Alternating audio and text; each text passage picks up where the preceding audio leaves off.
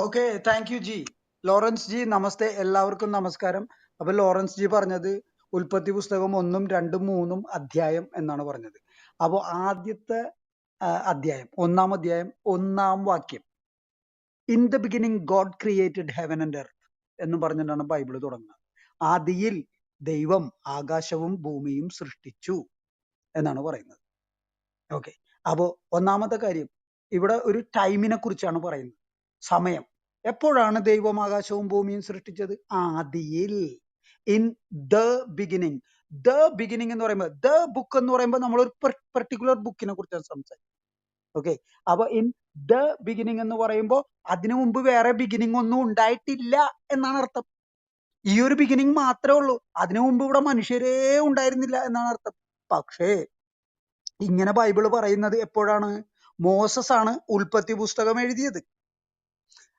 അത് 3400 വർഷം മുമ്പാണ്. പക്ഷെ അതിനു മുന്നേ ഇവിടെ വേദങ്ങളുണ്ട്. ഇവിടെ ഭാരതത്തിൽ വേദങ്ങളുണ്ട്. അപ്പൊ വേദങ്ങളിൽ പറയുന്നത് ഇൻ ദ ബിഗിനിങ് എന്നല്ല, in A beginning. In in in the beginning of N എറ എന്നാണ് പറയുന്നത്. ഒരു ഒരു കൽപ്പത്തിന്റെ ആരംഭത്തിൽ എന്നാണ് പറയുന്നത്. അല്ലാണ്ട് അതിന്റെ അർത്ഥം ഈ ഒരു കൽപ്പത്തിന്റെ ആരംഭം മാത്രമേ ഉള്ളൂ എന്നല്ല. അതിന് പിന്നീട് അനന്തകോടി കൽപ്പങ്ങൾ ഉണ്ടായിട്ടുണ്ട് എന്നാണ് പറയുന്നത്. അത് അത് അപ്പോ അങ്ങനെ നോക്കുമ്പോ ഇവിടെ കാണുന്നത് എന്താണ്? ഈ സൃഷ്ടി എന്ന് പറഞ്ഞത് എന്നുമുണ്ട് എന്നാണ് നമ്മ മനസ്സിലാരം. എന്നുമുണ്ട്. അപ്പൊ സൃഷ്ടിയുടെ അതയാണ്. സൃഷ്ടി അനന്തമായിട്ട് ഇവിടെ ഉണ്ട്, ഇനി ഉണ്ടാവുകയും ചെയ്യും. ഇതിനു മുമ്പ് പിന്നോട്ട് അനന്തകാലം മുതലേ ഉണ്ടായിരുന്നു, അനാദികാലം മുതലേ ഉണ്ടായിരുന്നു. ഇനി മുന്നോട്ട് അനന്തകാലം ഇത് നിലനിൽക്കുകയും ചെയ്യും എന്നാണ് പറയുന്നത്. ബൈബിൾ അങ്ങനെയല്ല. ഇൻ ദ ബിഗിനിങ് എന്നും പറഞ്ഞ് തുടങ്ങിയിട്ട് ലോകാവസാനത്തിൽ വന്ന് അവസാനിക്കണേ. മനസ്സിലായോ? അതായത് ബൈബിൾ പ്രകാരം ഈ ലോകം അനന്തമല്ല, ഈ ലോകം അനാദിയുമില്ല. ഒരു ഒരു ഒരു സ്റ്റാർട്ട് ചെയ്ത ഒരു പോയിന്റ് ഉണ്ട്, അത് കഴിഞ്ഞിട്ട് അത് അവസാനിപ്പിക്കുന്ന ഒരു പോയിന്റും ഉണ്ട്, ലോകാവസാനം എന്ന് പറയുന്നത്. അതായത് എനിക്ക് തോന്നുന്നു യഹോവയ്ക്ക് തെറ്റുപറ്റി പോയതായിരിക്കാം. അതുകൊണ്ടായിരിക്കണമല്ലോ സൃഷ്ടിച്ച ഭൂമിയെ ഇല്ലാണ്ടാക്കണത്. തെറ്റുപറ്റിയത് കൊണ്ടായിരിക്കണമല്ലോ. എന്തായാലും ബൈബിള് പ്രകാരം നോക്കണമെങ്കിൽ 6-ാമത്തെ ദിവസമാണ്, ആദ്യത്തെ ദിവസമാണ് ആകാശവും ഭൂമിയും സൃഷ്ടിച്ചത്. അത് കഴിഞ്ഞിട്ട് 6-ാമത്തെ ദിവസം, 6 ദിവസം ദൈവം വർക്ക് ചെയ്യണേ, സൃഷ്ടി ചെയ്യണേ ബൈബിൾ ദൈവം. 6-ാമത്തെ ദിവസം, അവസാനത്തെ ദിവസം, അതായത് വെള്ളിയാഴ്ച ദിവസമാണ് മനുഷ്യനെ സൃഷ്ടിക്കുന്നത്. ഓക്കെ, എന്നിട്ട് ഒരു ഏദൻ തോട്ടം എന്ന് പറയുന്ന ഒരു തോട്ടം ഉണ്ടാക്കിയിട്ട് അതിൻ്റെ അകത്ത് മനുഷ്യനെ തോട്ടക്കാരനായിട്ട് നിയമിക്കണേ.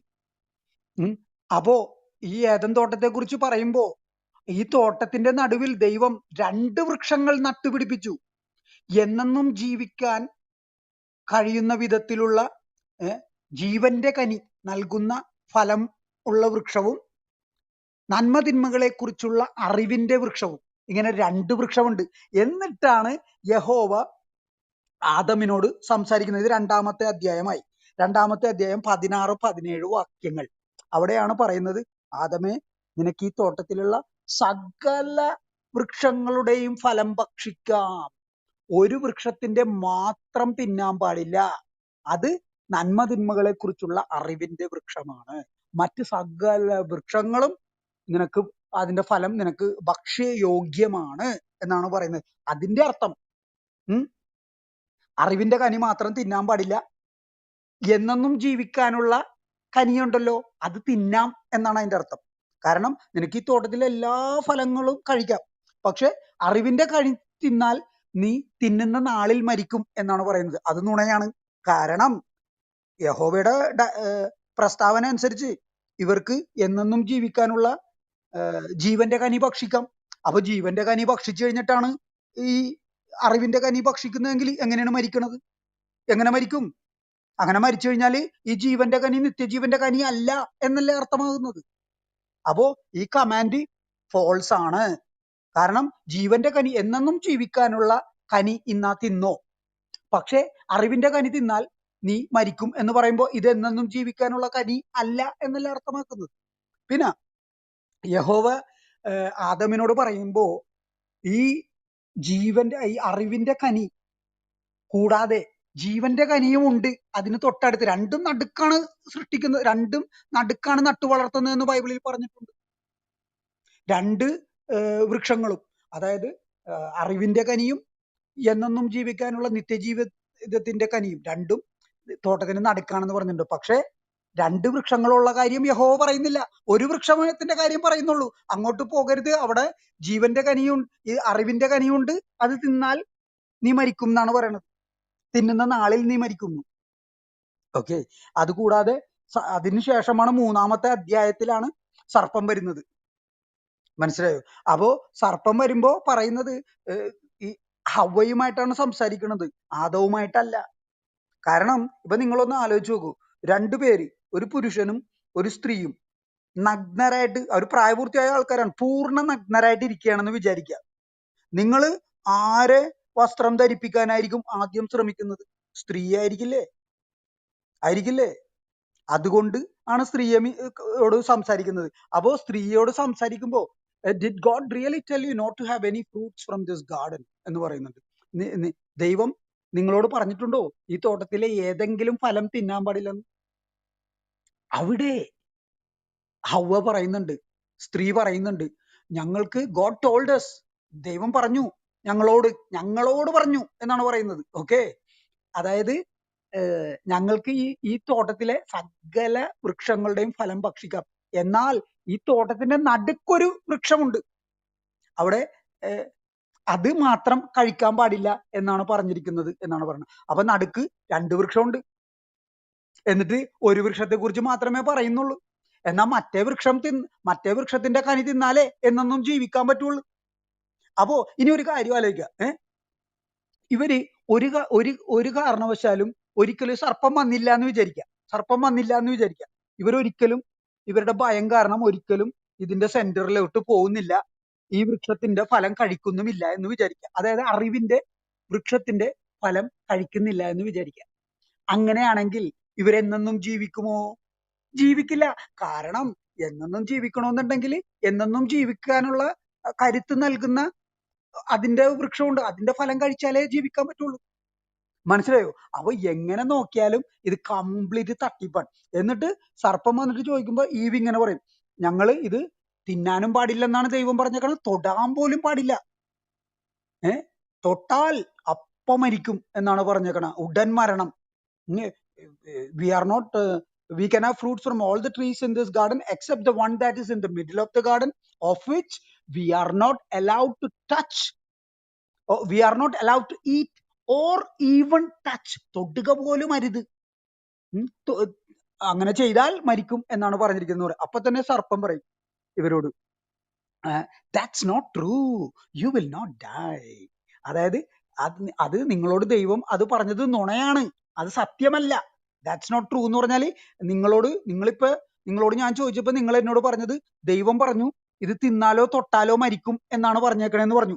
അപ്പോ സർപ്പം പറയണ അത് സത്യമല്ല, നിങ്ങൾ ഇത് തിന്നാൽ നിങ്ങളുടെ കണ്ണുകൾ തുറക്കപ്പെടും, നിങ്ങൾ നന്മതിന്മകളെ കുറിച്ച് അറിഞ്ഞ് ദൈവത്തെ പോലെ ആയിത്തീരും. ഇത് ദൈവത്തിനറിയാം. അപ്പൊ അറിഞ്ഞുകൊണ്ട് ദൈവം നുണ പറയുകയായിരുന്നു, തിന്നാൽ മരിക്കും തൊട്ടാൽ മരിക്കും എന്നാണ് സർപ്പം പറയുന്നത്. അതോടുകൂടി സർപ്പത്തിന്റെ പരിപാടി കഴിഞ്ഞു, പിന്നെ സർപ്പം വരുന്നില്ല. അപ്പം ഇത് കഴിഞ്ഞിട്ട് അടുത്ത ഭാഗം ഇത്രയും ആയപ്പോഴേക്കും ഉൽപ്പത്തി പുസ്തകം 3-ാം അധ്യായം ഒരു അഞ്ചാം വാക്യം വരെ എത്തി. 6-ാം വാക്യം പറയുന്നത് ഇങ്ങനെ പറഞ്ഞല്ലോ സർപ്പം, ഇത് തിന്നാ ചാവൂലെന്ന് പറഞ്ഞല്ലോ, അവരുടെ മരണഭയം ഇല്ലാണ്ടാക്കിയല്ലോ. അപ്പം ഈ സ്ത്രീ പഴത്തിലേക്ക് നോക്കണേ, അപ്പൊ അത് കാണാൻ മനോഹരവും കഴിക്കാൻ നല്ലതുമാണെന്ന് തോന്നി. അപ്പം അതിൽ നിന്ന് ഒരു പഴം എടുത്തിട്ട് കുറച്ച് അവള് കഴിച്ചു, ബാക്കി അവളുടെ ഭർത്താവിനും കൊടുത്തു. രണ്ടുപേരും കഴിച്ചു. As soon as they had the fruit of knowledge both their eyes were opened. അവർ ആ ഫ്രൂട്ട് ഓഫ് നോളജ് കഴിച്ചപ്പോ അവരുടെ രണ്ടുപേരുടെയും കണ്ണുകൾ തുറക്കപ്പെട്ടു എന്നാണ് പറയുന്നത്. അപ്പോ സർപ്പം എന്താണ് പറഞ്ഞത്? നിങ്ങളിത് തിന്നാൽ നിങ്ങളുടെ കണ്ണ് തുറക്കപ്പെടും. അത് സംഭവിച്ചു. അതായത് സർപ്പം പറഞ്ഞതായിരുന്നു സത്യം. സത്യം പറയുന്ന സർപ്പത്തെയാണ് ഇവര് പിശാചെന്ന് വിളിക്കുന്നത്. പിന്നെ ഒരു കാര്യം കൂടിയുണ്ട്, ബാക്കിയും കൂടി ഉണ്ടല്ലോ. സർപ്പം പറഞ്ഞത് നിങ്ങൾ കണ്ണ് തുറക്കുന്നു മാത്രമല്ലല്ലോ, നിങ്ങൾ നന്മതിന്മകൾ അറിഞ്ഞ് ദൈവത്തെ പോലെ ആയിത്തീരും എന്നും പറയുന്നുണ്ട് സർപ്പം.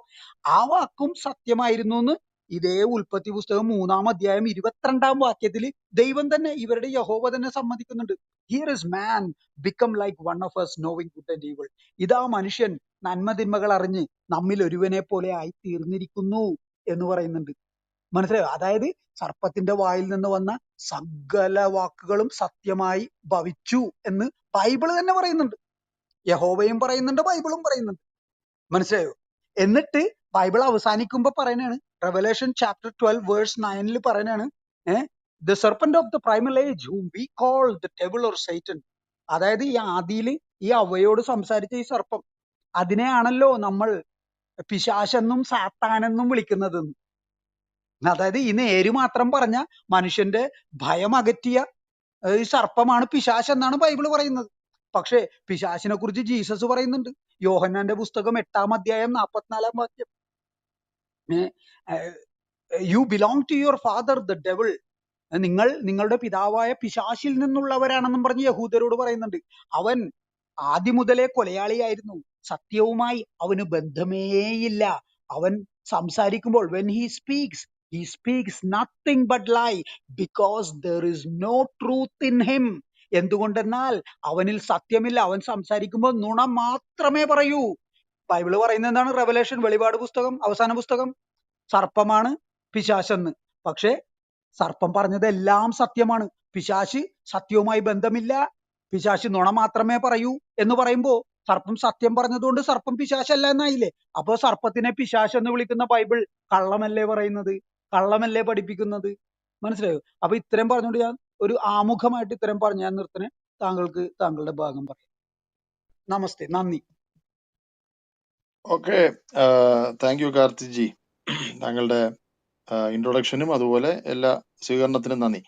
ഇവിടെ എൻ്റെ ഒരു സ്നേഹിതൻ താഴെ അറ്റൻഡ് ചെയ്യുന്നുണ്ട്, എന്നോട് സ്കൂളിൽ പഠിച്ചാണ്. ഞാൻ പേര് പറയുന്നില്ല. അദ്ദേഹം എനിക്കൊരു ഒരു മെസ്സേജ് അയച്ചു. ഇന്നലെയും മിനിഞ്ഞാത്ത നമ്മുടെ പ്രോഗ്രാമിന് ശേഷം അദ്ദേഹം എനിക്ക് മെസ്സേജ് അയച്ചായിരുന്നു. പുള്ളി പട്ട RS കാരനാണ്, നമ്മുടെ സ്നേഹിതനാണ്. അപ്പൊ അദ്ദേഹം ഇന്ന് ഞാൻ തന്ന ഇൻട്രൊഡക്ഷനിൽ ഞാൻ ചെറുപ്പത്തിൽ എനിക്ക് 5-6 വയസ്സൊക്കെ ഉള്ളപ്പം ആന്ന് തോന്നുന്നു ഈ പുസ്തകം ഇറങ്ങുമായിരുന്നു. കഥപുസ്തകം പോലത്തെ പുസ്തകം ഉണ്ടായിരുന്നു അന്ന്. അത് ഞാനത് ഈ എന്നോട് തമാശ രൂപേണ എന്റെ സ്നേഹിതൻ ബാക്ക് ചാനലിൽ മെസ്സേജ് അയച്ചത്, നീ അതൊരു കോമഡി രീതിയിൽ അവതരിപ്പിച്ചു, കാരണം അത് ചിലർക്ക് ഹർട്ടാവും, അതുകൊണ്ടൊന്ന് ക്ലാരിഫൈ ചെയ്യണമെന്ന് പറഞ്ഞു. അതുകൊണ്ടാണ് ഞാനത് പറഞ്ഞ ഒരു യാഥാർത്ഥ്യം പറഞ്ഞാൽ എനിക്ക് അത്രമാത്രം നിങ്ങളുടെ ഈ മഹാഭാരത രാമായണത്തെ കുറിച്ച് അറിവുള്ളൂ എന്ന് പറയാൻ വേണ്ടി. വളരെ ചെറുപ്പത്തിൽ എന്റെ അറിവ് ശരിയാണെങ്കിൽ അന്ന് പുസ്തകം നമ്മള് ഈ കഥപുസ്തകം കിട്ടുന്നത് പോലെ തന്നെ മഹാഭാരതത്തിന്റെ ഓരോ പങ്ക്തികൾ ലഭിക്കുന്ന ഒരു സംഭവം ഉണ്ടായിരുന്നു. അത് എനിക്ക് ഒന്നും ഓർമ്മയില്ല, പക്ഷെ അത് ഞാൻ വായിച്ചിട്ടുണ്ട് മൊത്തം. അപ്പൊ ആ യുദ്ധങ്ങളും അന്ന് എനിക്ക് ഇഷ്ടമുള്ള കഥാപാത്രങ്ങളൊക്കെ അതിനകത്തുണ്ട്. കർണനൊക്കെ എനിക്ക് വളരെ ഇഷ്ടപ്പെട്ട ആളാണ്, അഭിമന്യു. ഓക്കെ, അതില് കൃഷ്ണന്റെ റോള് ഇതെല്ലാം ഞാൻ ചെറുപ്പത്തിൽ ഉണ്ട്. അതിനുശേഷം ആ യുദ്ധത്തിന് ശേഷം ഇവർ ഈ സ്വർഗം അഥവാ സ്വർഗത്തിലേക്കൊക്കെ പോകുന്ന പോലുള്ള പടികൾ കയറി പോകുന്ന അതൊക്കെ എനിക്ക് ചെറിയ ഓർമ്മയുണ്ട്. അതാ ഞാൻ പറഞ്ഞത്. അതല്ലാതെ ഞാനൊരു അമ്പലത്തിൽ പോയി വായിച്ചതോ അല്ലെങ്കിൽ ഒരു ഹിന്ദുവിൽ നിന്ന് വായിച്ചതല്ല. ഞങ്ങളുടെ വീട്ടിൽ ചങ്ങനാശ്ശേരിയിൽ ഞാൻ അപ്പച്ചന്റെ അമ്മച്ചനും ആയിട്ട് ചേർന്ന് ജീവിക്കുന്ന സമയത്ത് വീട്ടിൽ ഞാൻ വായിക്കുമായിരുന്നു സ്ഥിരമായിട്ട്. അത് അവരാരും എന്നെ വിലക്കിയിട്ടില്ല. അപ്പൊ അങ്ങനെ ഒരു പുസ്തകം ഇറങ്ങിയിട്ടുണ്ടായിരുന്നു. അതാ ഞാൻ ഉദ്ദേശിച്ചത്. ഓക്കെ, അതവിടെ നിൽക്കട്ടെ. ഇവിടെ നമ്മുടെ കാർത്തിക് സഹോദരൻ ഉൽപ്പത്തി പുസ്തകം 1-ാം അധ്യായം, 2-ാം അധ്യായം, 3-ാം അധ്യായത്തിലേക്ക് ഒരു അതിവേഗ പ്രയാണം നടത്തി. അദ്ദേഹം ഇൻ ദ ബിഗിനിങ് എന്ന് പറഞ്ഞുകൊണ്ട് അവിടെ ഒരു കാര്യം പറയാൻ ഉദ്ദേശിച്ചത് എനിക്ക് അതിനകത്ത് വ്യക്തമായില്ല എന്താ താൻ ഉദ്ദേശിച്ചതെന്ന്. ഞങ്ങളുടെ ബൈബിളിൽ ഇൻ ദ ബിഗിനിങ് എന്ന് പറയുന്നത് ആദിയിൽ, എല്ലാത്തിനും മുമ്പ്, എല്ലാ സൃഷ്ടിപ്പുകൾക്കും മനുഷ്യനോടുള്ള ബന്ധത്തിലുള്ള സൃഷ്ടിപ്പുകൾക്ക് മുമ്പ്. സ്വർഗവും ദൂതന്മാരെ ഉണ്ടാക്കിയ കാര്യമല്ല പറയുന്നത്, മനുഷ്യനോടുള്ള ബന്ധത്തിലുള്ള ആദി എന്ന് പറയുന്ന ഭാഗം, ഭൂമിയോടുള്ള ബന്ധത്തിലുള്ള ആദി, അതിനെക്കുറിച്ചാണ് അവിടെ സംസാരിച്ചുകൊണ്ടിരിക്കുന്നത്. അപ്പോ ഹെവൻസ് എന്ന് അവിടെ പറയുന്നത് സ്കൈ എന്നുള്ളതാണ്. സ്കൈ, ആകാശവും ഭൂമി എന്നുള്ളത് സ്കൈ എന്നാണ് ഉദ്ദേശിക്കുന്നത്. അപ്പോ ദൈവം നമ്മൾ ഈ കാണുന്ന മനുഷ്യനുള്ള ബന്ധത്തിൽ കാണുന്ന ഈ ഭൂമിയും അവന്റെ മുകളിൽ കാണുന്ന ആകാശവും ഇതെല്ലാം സൃഷ്ടിച്ചതുമായി ബന്ധപ്പെട്ട ഒരു വിവരണമാണ് 1-ാം അധ്യായം. ഓക്കെ, അതിലെന്താണ് അദ്ദേഹം ഉദ്ദേശിച്ച വിഷയം എന്താണെന്ന് എനിക്ക് മനസ്സിലായില്ല. പിന്നെ അദ്ദേഹം അതിനകത്ത് പറഞ്ഞ അതിനു മുമ്പേ നിങ്ങളുടെ പുസ്തകവുമായി ബന്ധപ്പെട്ട് എന്തൊക്കെയോ പരാമർശിച്ചു. എനിക്ക് ആ വശങ്ങൾ, നിങ്ങളുടെ കാര്യങ്ങൾ കൂടുതൽ പരാമർശിക്കാൻ അറിയാത്തതുകൊണ്ടും അതിലേക്ക് നാളെ ആണെങ്കിലും കൂടുതൽ അന്വേഷണം നടത്തിയൊന്നും പറയാൻ താല്പര്യമില്ലാത്തതുകൊണ്ടും ഞാൻ അതിലേക്ക് കയറുന്നില്ല. നിങ്ങൾക്ക് പറയാം, കുഴപ്പമില്ല. അപ്പോ മോസസ് അത് എഴുതിയത് ദൈവവുമായുള്ള ബന്ധത്തിൽ 2 പ്രാവശ്യം 40 ദിവസം വെച്ച് 2 പ്രാവശ്യം സീനായ് മലയിൽ കടന്നു പോവുകയും ദൈവം മോശയെ കുറിച്ച് പറയുന്നത്, ഞാൻ അവനോട് ഒരു പ്രവാചകനോട് എന്ന പോലല്ല, നിങ്ങളുടെ ഇടയിൽ ഒരു പ്രവാചകനോട് സംസാരിക്കുന്ന പോലല്ല, ഒരു സുഹൃത്ത് എന്ന പോലെ മുഖാമുഖമാണ് അവനോട് സംസാരിക്കുന്നത് എന്ന് പറഞ്ഞ് സ്പഷ്ടമായിട്ട് സംസാരിക്കുന്നത്. അപ്പോ സൃഷ്ടിച്ച ദൈവം, സകലവും സൃഷ്ടിച്ച ദൈവം അതെങ്ങനെയാണ് സൃഷ്ടിച്ചതും അതുമായി ബന്ധപ്പെട്ട ഒരു റെവലേഷൻ മോശയ്ക്ക് തീർച്ചയായും കൊടുത്തു കാണും. കാരണം 40 രാവും പകലും 2 പ്രാവശ്യം ദൈവസന്നിധിയിൽ കയറിയിരുന്ന മനുഷ്യൻ അവിടെ ന്യായപ്രമാണ പുസ്തകത്തിൽ പറഞ്ഞ പോലെ 10 കൽപ്പനകളോ കുറച്ച് ന്യായപ്രമാണം എഴുതാനാണെങ്കിൽ 2 ദിവസത്തെ കാര്യമുള്ളൂ. അപ്പം ദൈവസന്നിധിയിൽ അത്രമാത്രം സമയം വിനിയോഗിച്ച് അവന്റെ ത്വക്ക് വരെ തിളങ്ങി പ്രകാശം കൊണ്ട് നിറഞ്ഞിട്ട് താഴെ ഇറങ്ങി വന്നപ്പോ ആളുകൾക്ക് അവന്റെ മുഖത്ത് നോക്കാൻ കഴിയാത്ത നിലയിൽ പ്രകാശമായിരുന്നു. അപ്പൊ അവന്റെ മുഖം പിന്നെ അവന് റൂമാല് കൊണ്ട് മറച്ചു, തൂവാല കൊണ്ട് മറച്ച് ആണ് നിന്നത് ആൾക്കാർ മുമ്പ്. അതുപോലെ അവൻ തന്നെ ആളങ്ങ് തേജസ്കരിക്കപ്പെട്ട ഒരു അന്തരീക്ഷം ഉണ്ടായിരുന്നു. അപ്പോ ആ മോശയാണ് സൃഷ്ടാവാകുന്ന ദൈവം സ്നേഹിതൻ എന്ന പോലെ സംസാരിച്ച് കൊടുത്ത ഒരു റെവലേഷന്റെ ഭാഗമായിട്ടാണ് ഈ പുസ്തകം എന്നുള്ള കാര്യത്തിൽ യഹൂദ ചരിത്രത്തിലും യഹൂദന്മാർ അംഗീകരിക്കുകയും അത് ആ നിലയിലുള്ള ഒരു സംഭാവനയാണ് ക്രിസ്തീയ സഭാപിതാക്കന്മാരും അതുപോലെ യേശുക്രിസ്തു തന്നെ നിങ്ങൾക്ക് ന്യായപ്രമാണം നൽകിയത്. അത് ബുക്ക് ഓഫ് ലോസ്, ന്യായപ്രമാണ പുസ്തകങ്ങൾ എന്നാണ് ഈ ബുക്ക് ഓഫ് ലോസ് എന്നാണ് ഈ 5 പുസ്തകങ്ങളെ ഉൽപ്പത്തി, പുറപ്പാട്, ലേവ്യ, സംഖ്യ, ആവർത്തനം പുസ്തകങ്ങളെ പറയുന്നത്. അത് നൽകിയത് മോശയാണ് എന്ന് യേശു തന്നെ അറ്റസ്റ്റ് ചെയ്യുന്നുണ്ട്. ഓക്കെ, അപ്പോ അടുത്ത വിഷയം എന്ന് പറഞ്ഞു കഴിഞ്ഞാൽ അതുകൊണ്ട് ഞങ്ങൾക്ക് അതിന്റെ ആധികാരികതയെ കുറിച്ച് വിഷയമില്ല. അപ്പൊ ഇൻ ദ ബിഗിനിങ് എന്താണെന്ന് ഞാൻ പറഞ്ഞു. രണ്ടാമത്തെ ഈ 2 വൃക്ഷങ്ങളെ കുറിച്ചുള്ളതും മനുഷ്യനെ സൃഷ്ടിച്ച വിഷയങ്ങളും താൻ കടന്നുപോയി. അതിലും എനിക്ക് ഇനി വേണ്ടത്, എനിക്ക് പടിപടിയായിട്ട് ഇനി അടുത്ത ഡിസ്കഷൻ എനിക്ക് വേണ്ടത് എല്ലാ കാര്യത്തിലെയും പടിപടിയായിട്ടുള്ള ഒരു ക്വസ്റ്റ്യനും അതിനെ കുറിച്ചുള്ള നമ്മുടെ ക്ലാരിഫിക്കേഷൻ പറയാനാണ് ആഗ്രഹിക്കുന്നത്. അല്ലാതെ നമ്മൾ എല്ലാം കൂടെ പറഞ്ഞു കഴിഞ്ഞാൽ എല്ലാത്തിനോട് ഉത്തരം പറയും, പിന്നെ കുറെ പറയും, പിന്നെ കുറെ ഉത്തരം പറയും, അത് ആളുകളിലേക്ക് വേണ്ടവണ്ണം സന്ദേശം എത്തത്തില്ല. അപ്പൊ അതുകൊണ്ട് പടിപടിയായിട്ട് നമുക്ക് പോകാം. അപ്പോ 2 വൃക്ഷങ്ങൾ അവിടെ ഉണ്ടായിരുന്നു. ദൈവം പറഞ്ഞു മനുഷ്യനെ സൃഷ്ടിച്ചിട്ട്, സ്ത്രീയെ സൃഷ്ടിക്കുന്നതിന് മുൻപേ ആണ് പറയുന്നത് യഹോവ ദൈവം മനുഷ്യൻ അവനെ സൃഷ്ടിച്ചിട്ട്, ഒരു മിനിറ്റ് ഞാൻ പറയാം, ഒന്ന് വായിച്ചേക്കാം. ഉൽപ്പത്തി പുസ്തകം 2-ാം അധ്യായം അതിന്റെ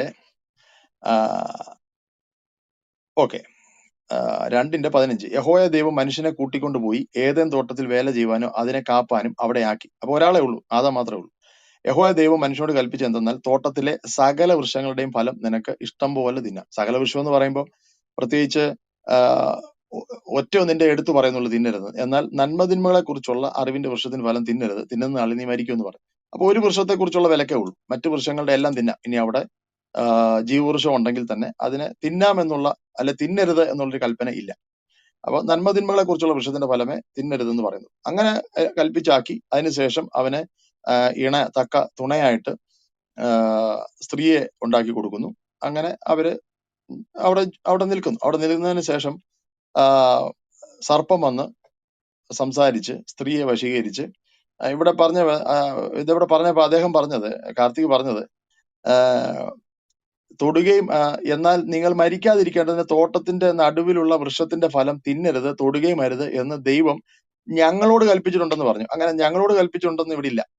പിന്നെ സ്ത്രീ പാമ്പിനോട് ഇങ്ങനെ പറഞ്ഞത്, തോട്ടത്തിലെ വൃക്ഷങ്ങളുടെ ഫലം ഞങ്ങൾക്ക് തിന്നാം എന്നുള്ളത് തന്റെ ഒരു അറിവാണ് പറയുന്നത്. എന്നാൽ ഭർത്താവിനോട് ദൈവം പറഞ്ഞ കാര്യം ഭർത്താവ് അവളോട് പറഞ്ഞിട്ടുള്ളത് ആണ് ഇവിടെ ഒരു അറിവ് പറയുന്നത്, ഫലം ഞങ്ങൾക്ക് തിന്നാം എന്ന് പറഞ്ഞത്. പക്ഷെ എന്നാൽ നിങ്ങൾ മരിക്കാതിരിക്കേണ്ട തോട്ടത്തിന് നടുവുള്ള വൃക്ഷത്തിന്റെ ഫലം തിന്നരുത്, തൊടുകയും അരുത് എന്ന് ദൈവം ഞങ്ങളോട് കൽപ്പിച്ചെന്ന് പറഞ്ഞില്ല. കാരണം അവളോട് പറഞ്ഞിട്ടില്ലായിരുന്നു, അവൾ പറഞ്ഞത് ഭർത്താവിനോടാണ്.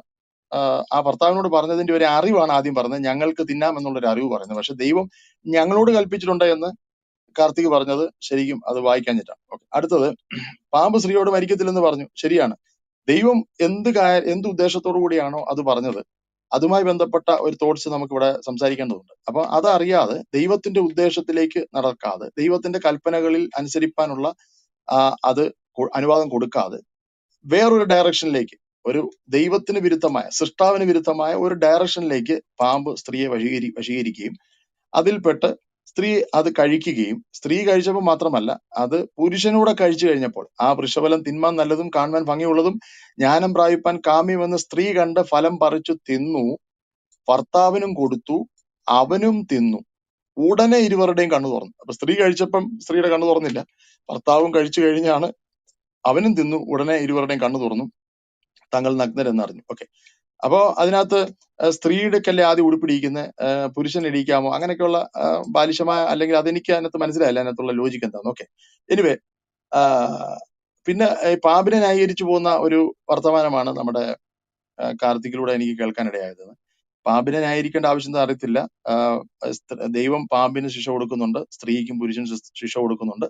അവരെ ഏദൻ തോട്ടത്തിൽ നിന്ന് പുറത്താക്കും. ഇവര് ഏദൻ തോട്ടത്തിൽ എത്ര ദിവസം ഉണ്ടായിരുന്നു എന്ന് വ്യക്തമായി പറയുന്നില്ല. പക്ഷെ നമ്മൾ ബൈബിൾ വായിച്ച് മനസ്സിലാക്കുമ്പോൾ ഒരു ദിവസം ആയിരുന്നു എന്ന് പറഞ്ഞാലും അതിനെ ഖണ്ഡിക്കാൻ കഴിയത്തില്ല. എന്ന് വെച്ചാൽ ദൈവം ആദാമിനെ സൃഷ്ടിച്ചിട്ട് ഒരു ദിവസത്തിന്റെ വൈകിട്ട് തന്നെ ഇവരെ പുറത്താക്കി എന്ന് പറഞ്ഞാലും നമുക്ക് ഇതിനകത്തുനിന്ന് തിരുത്താൻ കഴിയത്തില്ല. അപ്പൊ അവരെ എത്രയും വേഗം തന്നെ തെറ്റിലകപ്പെടുകയും അവരെ പുറത്താക്കുകയും ചെയ്തു എന്നുള്ള ഒരു ന്യായമായ ഒരു ഇതുമുണ്ട്. പിന്നീട് യേശുക്രിസ്തു അതിനെ റെപ്രസെന്റ് ചെയ്യുന്ന യഹൂദന്മാരോട് പറഞ്ഞത്, നിങ്ങൾ പിശാച് എന്ന പിതാവിന്റെ മക്കൾ എന്ന് പറയുന്നത് അവരിൽ വ്യാപരിക്കുന്ന ആ സ്പിരിറ്റിനെ, അവരിൽ കുടികൊള്ളേണ്ടുന്ന ദൈവത്തിന്റെ ആ ഒരു സ്പിരിറ്റിനെയും ദൈവകൽപ്പനകളെയും വിട്ടുകൊണ്ട് അവർ ആ, ദൈവിക ന്യായപ്രമാണം കൊടുക്കുന്ന അല്ലെങ്കിൽ ദൈവം കൊടുക്കുന്ന ഒരു ആത്മാവിന്റെ ഒരു ചലനത്തിന് വിരുദ്ധമായി, ദൈവത്തിന് വിരുദ്ധമായി നീങ്ങുന്നവരെ, ഒപ്പോസിഷനായിട്ട് നീങ്ങുന്നവരെ ഈ പിശാചിന്റെ സ്വാധീനമുള്ളവർ, സാത്താന്റെ സ്വാധീനമുള്ളവർ എന്ന് പറയുന്നത് കൊണ്ട് അത് ഒരു പ്രായോഗികമായി അല്ലെങ്കിൽ ആത്മീയമായി അങ്ങനെ പറയുന്നുണ്ട്. അതിനകത്ത് ഒരു തെറ്റുമില്ല. അപ്പം എവിടെയാണെങ്കിലും വ്യാജം പറയുക, അതുപോലെ ഒരു സത്യത്തിനെതിരെ അപവാദം പറയുക, അതെല്ലാം സാത്താന്യ സ്പിരിറ്റ് ആണ്, അല്ലെങ്കിൽ സത്യത്തിന് വിരുദ്ധമായുള്ള ആന്റി ഒപ്പോസിഷൻ പവർ ആണ് എന്ന് പറയുന്നതിനകത്ത് ആത്മീയമായിട്ട് അതിനൊരു അർത്ഥമുണ്ട് എന്നേ ഉള്ളൂ. അവസാനം വെളിപ്പാട് പുസ്തകത്തിലും ആ റെവലേഷൻ നമുക്ക് മനസ്സിലാവുന്ന പിശാചും സാത്താനും എന്നുള്ള പഴയ പാമ്പ് എന്നുള്ള നിലയിൽ സാത്താനിക ആ വിഷയത്തെ റെപ്രസെന്റ് ചെയ്യുന്നുണ്ട്. സാത്താന്റെ ആ പ്രതിരൂപത്തെ അഥവാ സാത്താന്റേതായിട്ടുള്ള ഇടപെടലുകളെ ഓർമ്മപ്പെടുത്തുന്ന, ഉൽപ്പത്തി പുസ്തകം പോലുള്ള കണക്ടിവിറ്റിയെ ഓർമ്മപ്പെടുത്തുന്ന ഭാഗവും വെളിപ്പാട് പുസ്തകത്തിലുണ്ട്. ഇതിലുടനീളം ഈ ഇതിലുടനീളം ഒരു ക്രിസ്തീയ വിശ്വാസിക്ക് തെറ്റായി തോന്നേണ്ടുന്ന ഒരു കാര്യവുമില്ല. കാരണം പരിശുദ്ധാത്മാവിൽ വചനം നമ്മൾ വായിക്കുമ്പോൾ വചനം വ്യാഖ്യാനിക്കേണ്ടുന്ന ഒരു ടൂള് പരിശുദ്ധാത്മാവാണ്.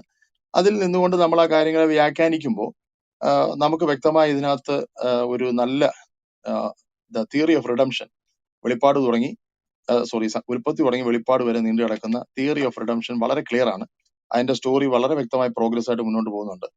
അതിനെ അട്ടിമറിക്കാൻ വേണ്ടിയുള്ള ഈ തരത്തിൽ ഹോളി സ്പിരിറ്റിൽ അല്ലാതുള്ള സമീപനങ്ങളും വേണ്ടവണ്ണം വ്യാഖ്യാനിക്കാൻ കഴിയാത്ത അവസ്ഥകളും നമുക്ക് മനസ്സിലാക്കാവുന്നേ ഉള്ളൂ. അതുകൊണ്ട് തന്നെ എന്താണ് ഈ തുടക്കം മുതലുള്ള ഓരോ കാര്യങ്ങളെന്ന് വൺ ബൈ വൺ ആയിട്ട് നമ്മളോട് സംസാരിച്ചാൽ നമുക്ക് ആ ഭാഗം എടുത്ത് ഉൽപ്പത്തി 1-ാം പുസ്തകത്തിൽ നിന്ന് എന്താണ് താങ്കൾക്കുള്ളത്, അല്ലെ 2-ാം പുസ്തകത്തിൽ എന്താണ്, 3-ൽ എന്താണെന്ന് ചോദിച്ചാൽ എനിക്ക് അറിയാവുന്ന വല്ലതും ഉണ്ടെങ്കിൽ പറഞ്ഞുതരാം. ഇല്ലെന്നുണ്ടെങ്കിൽ അറിയാത്തതാണെങ്കിൽ നമുക്ക് അടുത്ത പ്രാവശ്യം സംസാരിക്കാം, കുഴപ്പമില്ല. പക്ഷെ താങ്കൾ അതിലേക്ക് കടക്കുമെന്ന് ഞാൻ പ്രതീക്ഷിക്കുന്നു. Thank you. ഓക്കെ, താങ്കൾ പറഞ്ഞത് ഞാൻ സശ്രദ്ധം കേട്ടു. അപ്പോ താങ്കൾ പറഞ്ഞ ആദ്യ കാര്യം തന്നെ, അതായത് ഹവ്വയോട് ദൈവം ഈ പഴം തിന്നരുതെന്ന് പറഞ്ഞിട്ടില്ല എന്നാണ് താങ്കൾ പറഞ്ഞത്. ഞാൻ ഹവ്വ സ്ത്രീ സർപ്പത്തിനോട് പറയുന്ന ഭാഗം ബൈബിളിൽ നിന്ന് വായിക്കാം. 3-ാം അധ്യായം. ഓക്കെ, 2-ാം വാക്യം. സ്ത്രീ സർപ്പത്തോട് പറഞ്ഞു, തോട്ടത്തിലെ വൃക്ഷങ്ങളുടെ പഴങ്ങൾ ഞങ്ങൾക്ക് ഭക്ഷിക്കാം, എന്നാൽ തോട്ടത്തിന്റെ നടുവിലുള്ള മരത്തിന്റെ പഴം ഭക്ഷിക്കുകയോ തൊടുക പോലുമോ അരുത്, ഭക്ഷിച്ചാൽ നിങ്ങൾ മരിക്കും എന്ന് ദൈവം പറഞ്ഞിട്ടുണ്ട്. അപ്പോ ഇവിടെ സ്ത്രീ പറയുന്നത് എന്താണ്? ദൈവം ഞങ്ങളോട് പറഞ്ഞിട്ടുണ്ട് എന്നാണ് പറയുന്നത്. താങ്കൾ പറഞ്ഞത് ദൈവം ഹവ്വയോട് പറഞ്ഞിട്ടില്ല, ആദമിനോട് മാത്രമേ പറഞ്ഞിട്ടുള്ളൂ. അങ്ങനെയാണെങ്കിൽ ഈ പഴം, അറിവിന്റെ പഴം, ആദമിന് മാത്രമേ പ്രൊഹിബിറ്റഡ് ആയിട്ടുള്ളൂ, നിഷിദ്ധമായിട്ടുള്ളൂ. ഹവ്വയ്ക്ക് കഴിക്കാം. അപ്പൊ ഹവ്വനെ എന്തിനാ ശപിച്ചത്? എന്തിനാ ഹവ്വയെ ശപിച്ചത്? ഹവ്വയെ ശപിക്കാൻ പാടില്ലല്ലോ, കാരണമില്ലല്ലോ. ഹവ്വയോട് പറഞ്ഞിട്ടില്ലല്ലോ ഇത് തിന്നരുതെന്ന് എന്നല്ലേ താങ്കൾ പറഞ്ഞത്? അല്ലേ? താങ്കൾ അവിടെ മനസ്സിലായി. ആ വിഷയത്തിലൊന്ന് നിർത്തിയാല് നമുക്ക് എന്റെ ഇവിടെ ഒന്ന് കേട്ടോ. ഞാൻ ഒരിക്കലും ഈ ചർച്ചയിലുടനീളം പിടിച്ചു വെച്ചുകൊണ്ട് അത് ഒരാളിൽ അടിച്ചേൽപ്പിക്കാനുള്ള ബലപ്രയോഗം, കാരണം ഡിബേറ്റിൽ അങ്ങനെ ചെയ്യാറുണ്ട്. കാരണം ഒരു വിഷയത്തിൽ നമുക്ക് ഒരാളെ കിട്ടിയാൽ ആ വിഷയത്തിൽ ചവിട്ടിപ്പിടിച്ചാൽ അയാളെ വിഷമിപ്പിക്കാം. അത് അവിടെ തന്നെ നമുക്കൊരു പോയിന്റ് കിട്ടിയാൽ അവിടെ തന്നെ വിഷയം നമുക്ക് കൈകാര്യം ചെയ്യാൻ കഴിയും.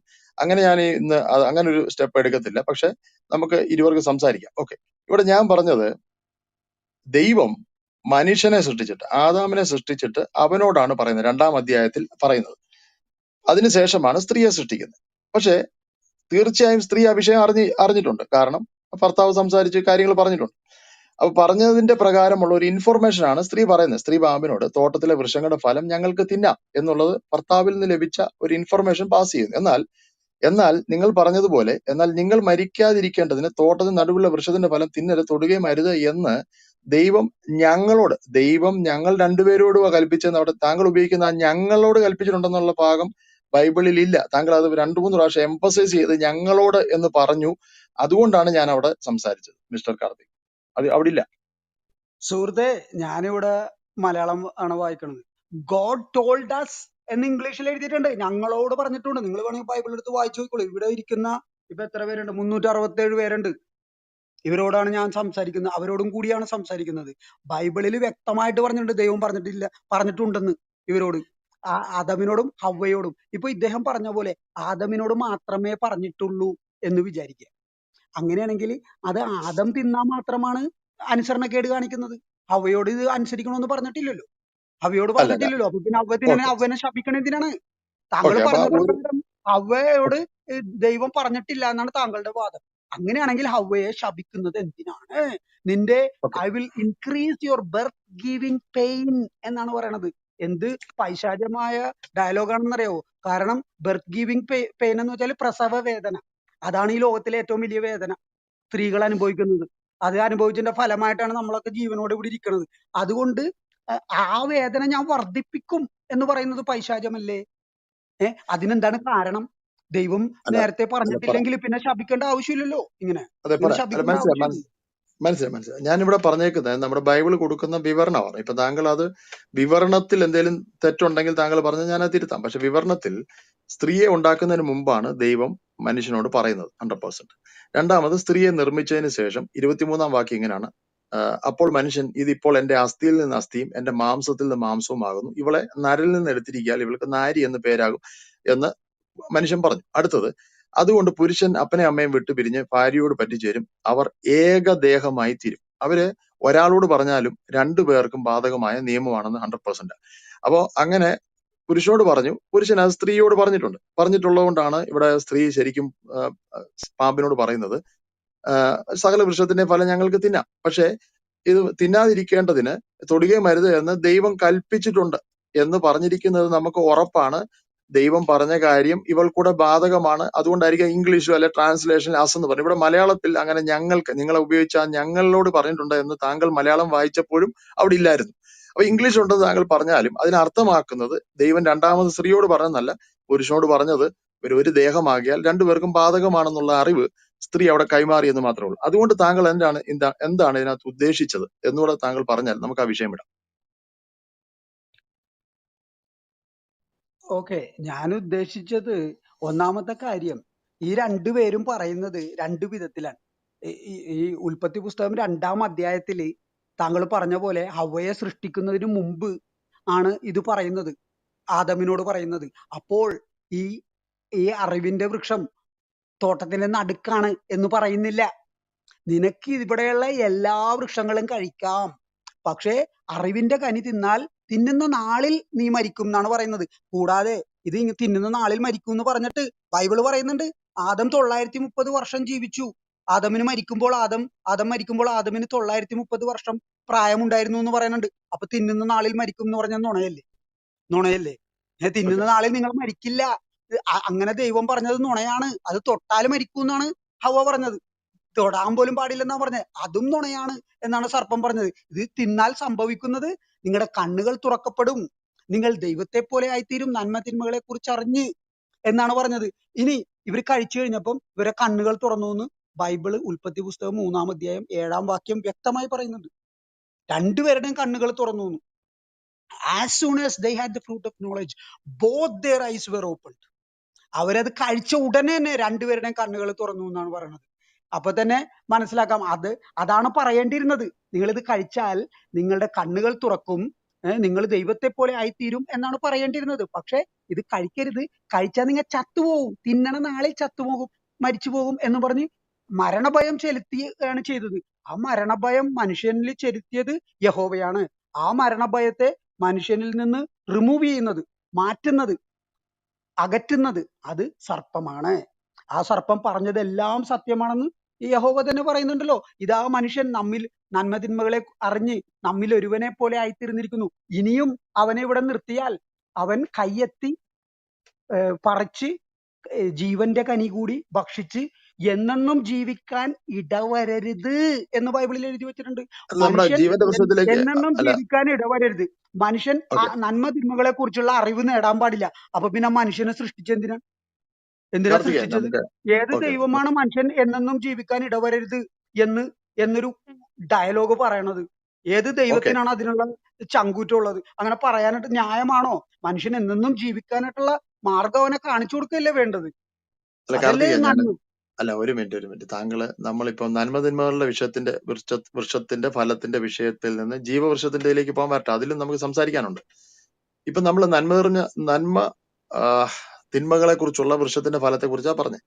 അപ്പൊ താങ്കൾ പറഞ്ഞു ഈ തൊട്ടാ മരിക്കുമെന്ന് പറഞ്ഞു. തൊട്ടാ മരിക്കുമെന്ന് പറഞ്ഞിട്ടില്ല. എന്താ ഈ തിന്നാൽ മരിക്കുന്ന സാധനമാണ്, അതുകൊണ്ട് തൊടരുത് എന്നുള്ള രീതി പറഞ്ഞിട്ടുണ്ട്. കാരണം എന്തിനാ തൊടുന്നത്? പിന്നെ തൊട്ടു, പിന്നെ അത് തിന്നു, പിന്നെ മരിക്കാൻ ഒരു അവസരം, അല്ലെങ്കിൽ ആ മരണം എന്ന് പറയുന്ന ആ ഒരു കൽപ്പന അവരുടെ ജീവിതത്തിൽ അന്വർത്ഥമാകാതിരിക്കുവാൻ അത് തുടരുതെന്ന് അർത്ഥമുള്ളൂ. പക്ഷെ ഇവിടെ പറഞ്ഞേക്കുന്നത്, എന്നാൽ നന്മതിന്മകളെ കുറിച്ചുള്ള അറിവിന്റെ വൃക്ഷത്തിന്റെ ഫലം തിന്നരുത്, തിന്നുന്ന നാളിൽ നീ മരിക്കുമെന്നാണ് പറഞ്ഞേക്കുന്നത്. ഓക്കെ, ഇനി അടുത്തത് താങ്കൾ പറഞ്ഞ വേറൊരു കാര്യം ഇപ്പൊ ഞാൻ ശ്രദ്ധിച്ചത്, സ്ത്രീ പാമ്പിനോട് തോട്ടത്തിലെ വൃക്ഷങ്ങളുടെ ഫലം ഞങ്ങൾക്ക് തിന്നാം, എന്നാൽ നിങ്ങൾ മരിക്കാതിരിക്കട്ടെ, തോട്ടത്തിന്റെ നടുവിലുള്ള വൃക്ഷത്തിന്റെ ഫലം തിന്നെ തൊടുകയും വരുത് എന്ന് ദൈവം കൽപ്പിക്കുന്നു.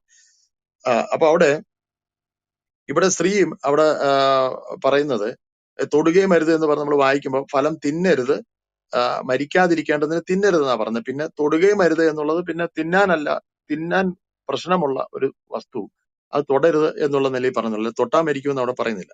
ഇനി ഓക്കെ, അങ്ങനെയാണെങ്കിൽ യഹോവ ആദമിനോട് സംസാരിക്കുമ്പോ തൊടരുതെന്ന് പറയുന്നില്ലല്ലോ. താങ്കൾ പറഞ്ഞ പ്രകാരം ആദം പറഞ്ഞിട്ടാണ് അറിഞ്ഞതെങ്കിൽ ഇങ്ങനെ അതെ പറയൂലല്ലോ ഹവ്വ.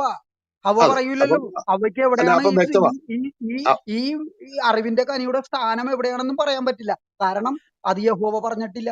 താങ്കൾ അല്ലെ, പറഞ്ഞ പ്രകാരം ആദമിനോട് മാത്രമാണ് പറഞ്ഞിട്ടുള്ളതെങ്കിൽ ആദമിനോട് പറഞ്ഞ ആ കൽപ്പന റിപ്പീറ്റ് ചെയ്യുകയാണ് ആദം ചെയ്യുക. അങ്ങനെയാണെങ്കിൽ സർപ്പം വന്ന് ഹവ്വയോട് ചോദിക്കുമ്പോ ആദമിനോട് പറഞ്ഞ ആ വാക്കുകൾ തന്നെ വീണ്ടും ആവർത്തിക്കുകയാണ് വേണ്ടത്. അല്ല അങ്ങനെയല്ലല്ലോ. അത് നമ്മള് അല്ല, അവിടെ അവിടെ പറയുമ്പോൾ നമുക്ക് രണ്ട് ഒരു മിനിറ്റ്. ഇൻഫർമേഷൻ എക്സ്ട്രാ ആയിട്ട് കൊടുക്കുന്നുണ്ട്. ഒന്നാമത്തത് എവിടെയാണ് ഇതിന്റെ ലൊക്കേഷൻ എന്ന്.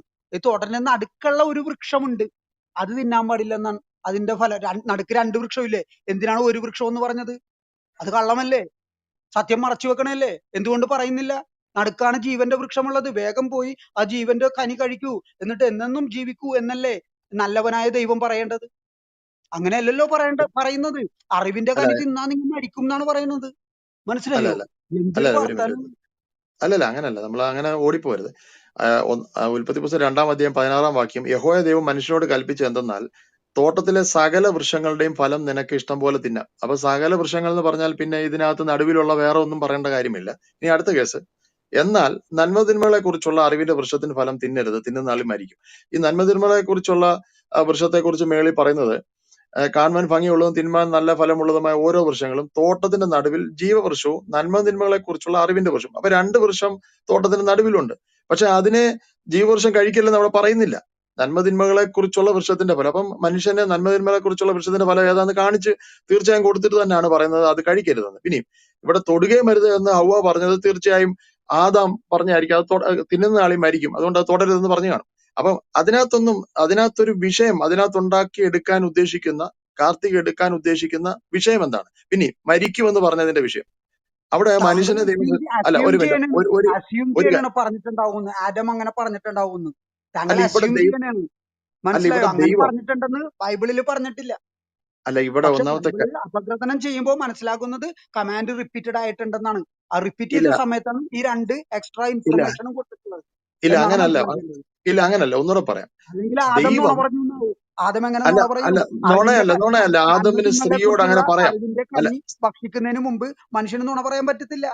അല്ല മനുഷ്യന് കാർത്തിക, പാപം ചെയ്യാൻ പറ്റത്തില്ല. പിന്നെ എങ്ങനെ നുണ അല്ല പറയും? അത് പാപമല്ല, ഇൻസ്ട്രക്ഷൻ ആണ്. എന്ന് പറഞ്ഞു കഴിഞ്ഞാൽ ദൈവം ആദാമിനോട് പറഞ്ഞു അത് തിന്നരുത്, തിന്നുന്ന നാളിൽ മരിക്കുമെന്ന് പറഞ്ഞാൽ അത് തുടരുതെന്ന് ഭാര്യയോട് ഇൻസ്ട്രക്ട് ചെയ്യാനുള്ള അധികാരം പുരുഷനുണ്ട്. അതിനകത്ത് കള്ളമൊന്നുമില്ല. എന്ത് കള്ളം? ഒരു പാപവും ഇല്ല. പാപമില്ലെങ്കിൽ പിന്നെ എന്തിനാണ് വുമണിനെ ശപിക്കണ? എന്തിനാണ് സ്ത്രീനെ ശപിക്കണ? എന്തിനാണ്? അ- ദൈവം അത് സ്ത്രീനോട് പറഞ്ഞിട്ടില്ലല്ലോ ഇത് അത് തിന്നരുതെന്ന്. താങ്കളുടെ അഭിപ്രായം ആദാം അതാണ്. പറഞ്ഞാലും അങ്ങനെ മതിയല്ലോ. സ്ത്രീനെ അല്ല, ശപിക്കണ ആദാം എന്തിനാ? പറഞ്ഞാലും എന്തിനാ മതി. ശപിക്കണം? അല്ലല്ല, ആദാം പറഞ്ഞാലും മതി. കാരണം ദൈവം ആദാമിനോട് പറഞ്ഞെങ്കിൽ പിന്നീട് സ്ത്രീയെ ഉണ്ടാക്കി അവരെ ഒരു ദേഹമാക്കി വെച്ചെങ്കിൽ ആദാം കഴിക്കല്ലെന്ന് പറയുന്നത് സ്ത്രീക്കും ബാധകമാണ്. പിന്നെ സ്ത്രീയോട് ആദാമിന് ഇൻസ്ട്രക്ട് ചെയ്യാം, എന്ത് ചെയ്യാം, തൊടുക അരുതെന്ന് ഇൻസ്ട്രക്ട് ചെയ്യാം. അപ്പൊ നമുക്കത് ക്ലിയർ ആണ്. ദൈവം ആദാമിനോട് പറഞ്ഞത് ഇവിടെ എഴുതി വെച്ചിട്ടുണ്ട്. അത് കഴിഞ്ഞിട്ട് സ്ത്രീ എങ്ങനെയാണ് അറിഞ്ഞതെന്നുള്ളത് എഴുതി വെച്ചിട്ടുണ്ട്. അതിനകത്ത് ഒരു കാര്യമേ പറയുന്നുള്ളൂ, തുടരുന്നുള്ളൂ. ഇനി അടുത്ത വിഷയം, ഞാൻ മരിക്കുന്ന വിഷയം പറഞ്ഞത്. ദൈവം ലോറൻസ് ആദാമിനെ ഒരു കാര്യം കൂടി പറഞ്ഞോട്ടെ, ഒരു കാര്യം കൂടി പറഞ്ഞോട്ടെ. അതായത് ഇവിടെ ഉൽപ്പത്തി പുസ്തകം 3-ാം അധ്യായം 22-ാം വാക്യവും 23-ാം വാക്യവും ഞാനൊന്ന് വായിക്കാം. ഇത് എല്ലാവരും കൂടി കേൾക്കാൻ വേണ്ടിയിട്ടാണ് വായിക്കുന്നത്. അനന്തരം ദൈവം പറഞ്ഞു, മനുഷ്യൻ ഇതാ നന്മയും തിന്മയും അറിഞ്ഞ് നമ്മിൽ ഒരുവനെ പോലെ ആയിരിക്കുന്നു. ഇത് തന്നെയാണ് സർപ്പം പറഞ്ഞത്. നിങ്ങൾ ഇത് തിന്നു കഴിഞ്ഞാൽ നിങ്ങൾ ദൈവത്തെ പോലെ ആയിത്തീരും, ഇത് ദൈവത്തിന് അറിയാം എന്നും പറഞ്ഞു. അതും സത്യമായിരുന്നു. ദൈവത്തിന് അറിയാന്ന് ഇവിടെ മനസ്സിലായല്ലോ പറഞ്ഞപ്പോ. അപ്പൊ അറിഞ്ഞുകൊണ്ട് ആ സത്യം പറയാതെ തിന്നുന്ന നാളിൽ നിങ്ങൾ മരിക്കും, തൊടരുത്. അവിടെ തോട്ടത്തിന്റെ നടുക്കൊരു വൃക്ഷമുണ്ട്, നടുക്ക് 2 വൃക്ഷമുണ്ട്, നടുക്ക് ജീവന്റെ കനിയും ഉണ്ട്. അപ്പം ആദ്യത്തെ കമാൻഡ് പ്രകാരം ജീവന്റെ കനി തിന്നാം. You can have fruit from all the trees in this garden. ഈ തോട്ടത്തിലെ സകല വൃക്ഷങ്ങളും ഫലം നിങ്ങൾക്ക് കഴിക്കാം, പക്ഷെ അറിവിന്റെ ഫലം മാത്രം തിന്നരുതെന്നാണ്. അതായത് നിത്യജീവൻ നേടാനുള്ള കനി കഴിക്കാം എന്നാണ് പറഞ്ഞിരിക്കുന്നത് ആദ്യത്തെ ഇതിൽ. അങ്ങനെയാണെങ്കിൽ എന്തിനാണ് ഇവിടെ പറയുന്നത് 3-ാം അധ്യായം 22-ാം വാക്യം 23-ാം വാക്യം, ഇനി അവൻ കൈനീട്ടി ജീവന്റെ വൃക്ഷത്തിൽ നിന്ന് കൂടി പറിച്ചു തിന്ന് എന്നെന്നും ജീവിക്കാൻ ഇടയാകരുത്. അപ്പോ ആദ്യത്തെ കമാൻഡ് അനുസരിച്ച് മനുഷ്യൻ എന്നെന്നും ജീവിക്കാമല്ലോ. അതിനകത്ത് ആദ്യം പറഞ്ഞു. അതല്ലേ പറഞ്ഞത്, നിങ്ങൾക്ക് എല്ലാം തിന്നാം, അറിവ് മാത്രം തിന്നിട്ട് എന്നെന്നും ജീവിക്കാം. അപ്പൊ എന്തിനാ അത് മാറ്റിയത്? ഓക്കെ, എന്തിനാണ് ഇപ്പൊ? നമ്മൾ അപ്പൊ ഇനി ശരിക്കുള്ള അതിലേക്ക് വരാം. ഉദ്ദേശം ഇവിടെയാണ് പുറത്തു വരുന്നത്. മനുഷ്യൻ ഓക്കെ, എന്നെന്നും അതിലേക്ക് വരാം. ജീവിക്കരുത്. അതുകൊണ്ടാണല്ലോ സെന്ററിൽ തന്നെ ഈ വൃക്ഷം വെച്ചത്. അല്ല, 2 അതിലേക്ക് വരാം. വൃക്ഷം സെന്ററിൽ വെച്ചു, ഒരെണ്ണം തിന്നാൻ പാടില്ലെന്ന് പറഞ്ഞു. അല്ല, എന്നിട്ട് വെയിറ്റ് ചെയ്യും. അല്ല, സെന്ററിൽ വെയിറ്റ് ഒരു ചെയ്യും. വൃക്ഷം മാത്രമേ ഉള്ളൂ എന്ന് പറഞ്ഞു. അത് അല്ല, കള്ളമല്ലേ? അങ്ങനല്ല. അല്ല, അത് അങ്ങനല്ല. കള്ളമല്ലേ? അല്ല, പറഞ്ഞുതരാം. അതിന് കേൾക്കണം. ഈ ദൈവം മനുഷ്യനെ സൃഷ്ടിച്ചപ്പോ അവൻ മരിക്കുന്ന ആളായിട്ടല്ല സൃഷ്ടിച്ചത്, ഒന്നാമത്തെ വിഷയം. അതുകൊണ്ട് ജീവവൃക്ഷം കഴിച്ചാലേ ജീവിച്ചിരിക്കൂ എന്നുള്ള ധാരണ അവിടെ മാറ്റിവെക്കണം. ഒന്ന്, കാരണം തിന്നുന്ന നാളിൽ ദൈവം മരിക്കുമെന്ന് പറഞ്ഞത് അന്നേരം മരിച്ചു വീഴുമെന്നല്ല പറഞ്ഞത്. തിന്നുന്ന നാളിൽ അവന് മരിക്കും എന്നുള്ള കാര്യം അവന്റെ ജീവിതത്തിൽ വരുന്നത് അന്ന് മുതലാണ്. ദൈവകൽപ്പന എന്ന് തെറ്റിക്കുന്നു അന്നാണ് പാപം ഉള്ളിൽ കിടക്കുന്നതും പാപത്താലുള്ള മരണം എന്നുള്ള സംഗതി അവനിൽ കയറുന്നതും അന്ന് മുതലാണ്. എന്ന് കഴിച്ചോ അന്ന് മുതലാണ് മരിക്കും എന്നുള്ള വിഷയം, മരണം എന്നുള്ള വിഷയം അവന്റെ ജീവിതത്തിൽ കിടക്കുന്നത്. അത് അന്ന് മുതൽ കയറി കഴിഞ്ഞു. കറക്റ്റ്. അത് ബൈബിളിൽ വിശദമായിട്ട് പറയുന്നുണ്ട്. ഇനി അടുത്തത്, താങ്കൾ പറയുന്നത് ഈ ജീവവൃക്ഷം കഴിക്കുന്നതുകൊണ്ടാണ് അവൻ നിലനിൽക്കുന്നത്. അല്ല, അവൻ മരിക്കുന്നവനായിട്ടല്ല സൃഷ്ടിച്ചത്. മരിക്കുന്നവനായി തീർന്നത് അവൻ തെറ്റ് ചെയ്തപ്പോഴാണ് മരിക്കും എന്നുള്ള ഒരു വിഷയത്തിന്റെ ഇമ്പാക്ട്, ആ എക്സ്പയറി ഡേറ്റ് അഥവാ അവനൊരു എക്സ്പയറി ഉള്ളവനായി തീരുന്നത് അന്ന് മുതലാണ്. അന്ന് വരെ അവൻ എക്സ്പയറിംഗ് മാൻ അല്ല. ഇനി എന്താണ് ജീവവൃക്ഷത്തിന്റെ ആവശ്യം? നമ്മള് ഈ വെളിപ്പാട് പുസ്തകത്തിൽ ഇപ്പം പോകേണ്ടതല്ല. വെളിപ്പാട് പുസ്തകത്തിൽ പറയുന്നുണ്ട് ജീവവൃക്ഷത്തിന്റെ ജീവവൃക്ഷമുണ്ട്, അതിന്റെ ഇലകൾ രോഗസൗഖ്യത്തിന് ഉതകുന്നു എന്ന് പറയും. അപ്പൊ ജീവവൃക്ഷത്തിന്റെ ഫലത്തിന്റെയും ഇലകളുടെയും ഒക്കെ പ്രത്യേകത എന്തെന്ന് ചോദിച്ചു കഴിഞ്ഞാൽ മനുഷ്യന്റെ ജീവന് റിഫ്രഷിങ് കൊടുക്കുന്ന, അഥവാ എന്തെങ്കിലും തരത്തിൽ ഉള്ള രോഗമോ അല്ലെങ്കിൽ ഭൂമിയിലുള്ള എന്തെങ്കിലും തരത്തിലുള്ള ക്ലൈമാറ്റിക്കലോ അല്ലെങ്കിൽ ഏതെങ്കിലും ഇൻഫ്ലുവൻസ് ആയിട്ടുള്ള ഒരു ലൈഫിന് എതിരായിട്ടുള്ള എന്ത് വന്നാലും ഈ ജീവവൃക്ഷത്തിന്റെ ഫലം കഴിക്കുമ്പോൾ അതിനെ പ്രൊട്ടക്ട് ചെയ്യാനുള്ള ഒരു തരം ശക്തിയുള്ള ഒരു ഫലം, അത് മാത്രമേ അതിനകത്ത് ഉദ്ദേശിക്കുന്നുള്ളൂ. അപ്പോ മനുഷ്യന് ലൈഫിന് സസ്റ്റെയിൻ ചെയ്യത്തക്ക നിലയിൽ അവനെ നറിഷ് ചെയ്യുന്നതോ അവനെ സപ്പോർട്ട് ചെയ്യുന്നതായിട്ടുള്ള ഒരു ഫലം എന്നുള്ള അർത്ഥമേ ഉള്ളൂ. അപ്പം അവിടെ ഇവന് ദൈവം എക്സ്പയറി കൊടുക്കുമ്പോൾ ഇവനിലേക്ക് ഉണ്ടാകേണ്ടുന്ന ഇപ്പം സിറ്റുവേഷനും ക്ലൈമാറ്റിക്കലായിട്ടും അവനിൽ ഉണ്ടാകുന്ന എക്സ്പയറിയുടെ ലക്ഷണങ്ങൾ എന്ന രോഗം വഴിയാകട്ടെ പല രീതിയിൽ വരുന്നതിനെ തടുക്കുവാൻ ജീവവൃക്ഷത്തിന്റെ ഫലം കഴിച്ചാൽ നടക്കും. അപ്പൊ അതുകൊണ്ട് തന്നെയാണ് അവൻ ആ എക്സ്പയറി ഡേറ്റ്, ദൈവം കൊടുത്തിരിക്കുന്ന എക്സ്പയറി നടപ്പിലാകാൻ വേണ്ടി തന്നെയാണ് ജീവവൃക്ഷത്തിൽ നിന്ന് അവനെ അകറ്റുന്നത്. അപ്പൊ അത് അങ്ങനെയാണ് വ്യക്തമായിട്ട് നമ്മൾ എല്ലാം മനസ്സിലാക്കിയിരിക്കുന്നത്. അപ്പം കാർത്തിക് അത് മനസ്സിലാക്കിയതിന്റെ പ്രശ്നമാണ്. അങ്ങനെയല്ല, താങ്കൾ പറയുന്നതൊക്കെ ബൈബിളിൽ ഇല്ലാത്ത കാര്യമാണ്. എക്സ്പയറി ഡേറ്റ് അങ്ങനെയൊക്കെ പറയും. ഇങ്ങനെയൊന്നും ഞാൻ പറഞ്ഞ എല്ലാം ബൈബിളിലുള്ള കാര്യമാണ്. ഇനി പറയാൻ പോണതും ബൈബിളിലുള്ള കാര്യമാണ്. അതായത് ഈ കഥ, ഈ ഏദൻ തോട്ടത്തിലെ കഥ, ഒരു കാര്യം നിങ്ങൾ ആലോചിച്ചു. നിങ്ങൾ കൊച്ചുകുട്ടികളെ പോലെ, നിങ്ങൾ നഗ്നരാണെന്ന് പോലും നിങ്ങൾക്ക് അറിയാൻ പാടില്ല. അത്രയും അറിവില്ലാത്ത ഒരവസ്ഥയിലാണ് നിങ്ങൾ നിൽക്കുന്നത്. അതായത് നന്മ തിന്മകളെ കുറിച്ചുള്ള യാതൊരു അറിവും നിങ്ങൾക്കില്ല. ഇത് തിന്നതിന് ശേഷമാണ് മനുഷ്യന് നന്മ തിന്മകളെ കുറിച്ചുള്ള അറിവുണ്ടാകുന്നത് ബൈബിൾ പ്രകാരം. അപ്പോ യഹോവ പറയുന്നു, നിങ്ങൾ നന്മ തിന്മകളെ കുറിച്ചുള്ള ഈ അറിവിന്റെ കനി തിന്നാൽ നിങ്ങൾ മരിക്കും. സർപ്പം പറയുന്നു, ഇവർ പറയുന്ന സർപ്പം പിശാചാണെന്ന്, യഹോവ ദൈവമാണെന്നാണ് പറയുന്നത്. സർപ്പം പറയുന്നു, നിങ്ങൾ ഇത് കഴിച്ചാൽ നിങ്ങൾ മരിക്കുകയില്ല, നിശ്ചയം നിങ്ങളുടെ കണ്ണുകൾ തുറക്കപ്പെടും, നിങ്ങൾ ദൈവത്തെ പോലെ ആയിത്തീരും, അത് ദൈവത്തിനറിയാം എന്ന് പറയുന്നു. അപ്പൊ സംഭവിക്കണത് എന്താണ്? ഇത് കഴിച്ചു കഴിയുമ്പോ എന്താണ് സംഭവിക്കണത്? തൊടാൻ പോലും പാടില്ല എന്ന് പറഞ്ഞ സാധനം കഴിച്ചു കഴിയുമ്പോൾ സംഭവിക്കുന്നത് ഇവരുടെ കണ്ണുകൾ തുറക്കപ്പെടുകയാണ്. ബൈബിളിൽ പറയുന്നുണ്ട്. ഉൽപ്പത്തി പുസ്തകം 3-ാം അധ്യായം 7-ാം വാക്യം, ആസ് സൂൺ ആസ് ദേ കാർത്തികേ had the fruit of knowledge both their eyes were open. അല്ല, ഞാൻ പറഞ്ഞു കഴിഞ്ഞോട്ടെ. അത് കഴിഞ്ഞിട്ട് ബൈബിളിൽ പറയുന്നുണ്ട് വ്യക്തമായിട്ട്, ഇവര് ആകെ കൂടി ചെയ്ത കാര്യം, ഇവര് നഗ്നരാണെന്ന് തിരിച്ചറിഞ്ഞു. അപ്പൊ തന്നെ ഇവര് അത്തി മരത്തിന്റെ ഇലകൾ കൊണ്ട് ഇത് നഗ്നത മറച്ചു. ആ ഒരു കാര്യം മാത്രമേ അവർ ചെയ്തിട്ടുള്ളൂ. ഓക്കെ, അതിനാണ് ഇവര് ഇവിടുന്ന് പുറത്താക്കണേന്ന് പറയുന്നത്. ഇതിന് പക്ഷെ പുറത്താക്കുമ്പോ പറയുന്നുണ്ട്, ഇനി ഇവർ ഇവിടെ നിന്ന് കഴിഞ്ഞാല് കൈയെത്തിച്ച് ജീവന്റെ കനി കൂടി പറിച്ചു തിന്ന് എന്നെന്നും ജീവിക്കാൻ ഇടവരും. അത് അനുവദിക്കാൻ പാടില്ല എന്ന് പറയുന്നത് എങ്ങനെ? മനുഷ്യന്റെ എങ്ങനെ അഭ്യുദയകാംക്ഷയല്ലല്ലോ ഈ ദൈവം. ഈ ദൈവം മനുഷ്യന്റെ അഭ്യുദയകാംക്ഷയല്ലല്ലോ. മനുഷ്യൻ എന്നെന്നും ജീവിക്കരുത്, മനുഷ്യൻ തുണിയില്ലാണ്ട് നടക്കണം എന്നൊക്കെ ഇരുന്ന ആളാണ് ഈ ദൈവം. മനുഷ്യന്റെ അഭ്യുദയകാംക്ഷി സർപ്പമാണ്. സർപ്പം വന്നതുകൊണ്ടാണ് കാർത്തികേ ഇന്ന് നമ്മൾ തുണി ഉടുക്കുന്നത്. ബൈബിൾ പ്രകാരം നോക്കിയാൽ മനുഷ്യന് നാണം എന്ന് പറയുന്ന സംഗതി കിട്ടിയത് സർപ്പത്തെ കണ്ടതിന് ശേഷമാണ്. കാർത്തികേ നാണമുള്ളവനാണ് അതിനകത്ത് മനുഷ്യൻ. മനുഷ്യനും അല്ല മൃഗവും തമ്മിലുള്ള വ്യത്യാസമാണത്. മൃഗങ്ങൾക്ക് നാണമില്ല, കാർത്തികേ മനുഷ്യന് ഒത്തിരി നാണമുണ്ട്. കാട് വിഷയത്തിൽ നിന്ന് അല്ല, അങ്ങനല്ല, മനസ്സിലായില്ലേ? വിഷയത്തിൽ നിന്ന് ഒത്തിരി കാട് കയറി പോകും, അങ്ങനല്ല. ഈ അല്ല, നമ്മുടെ വീട്ടിൽ നമ്മുടെ നന്മതിന്മകൾ വീട്ടിൽ അറിയാത്ത സമയത്ത് അല്ല രണ്ട് വിരുദ്ധമായ അഭിപ്രായങ്ങൾ കേട്ട് കഴിഞ്ഞാല് അതിൽ ആര് പറയുന്നതാണ് ശരി, ആര് അല്ല പറയുന്നതാണ് കാർത്തിക് ഞാൻ നുണ എന്ന് പറയട്ടെ. എങ്ങനെ അറിയാൻ പറ്റും? ഇവർക്ക് അല്ല അറിയില്ലല്ലോ അങ്ങനല്ല, അല്ല നന്മതിന്മകളെ. അങ്ങനല്ല. അപ്പൊ കേൾക്കൂ ആരാണ് കേൾക്കൂ ഇവിടെ ഭയപ്പെടുന്നത്?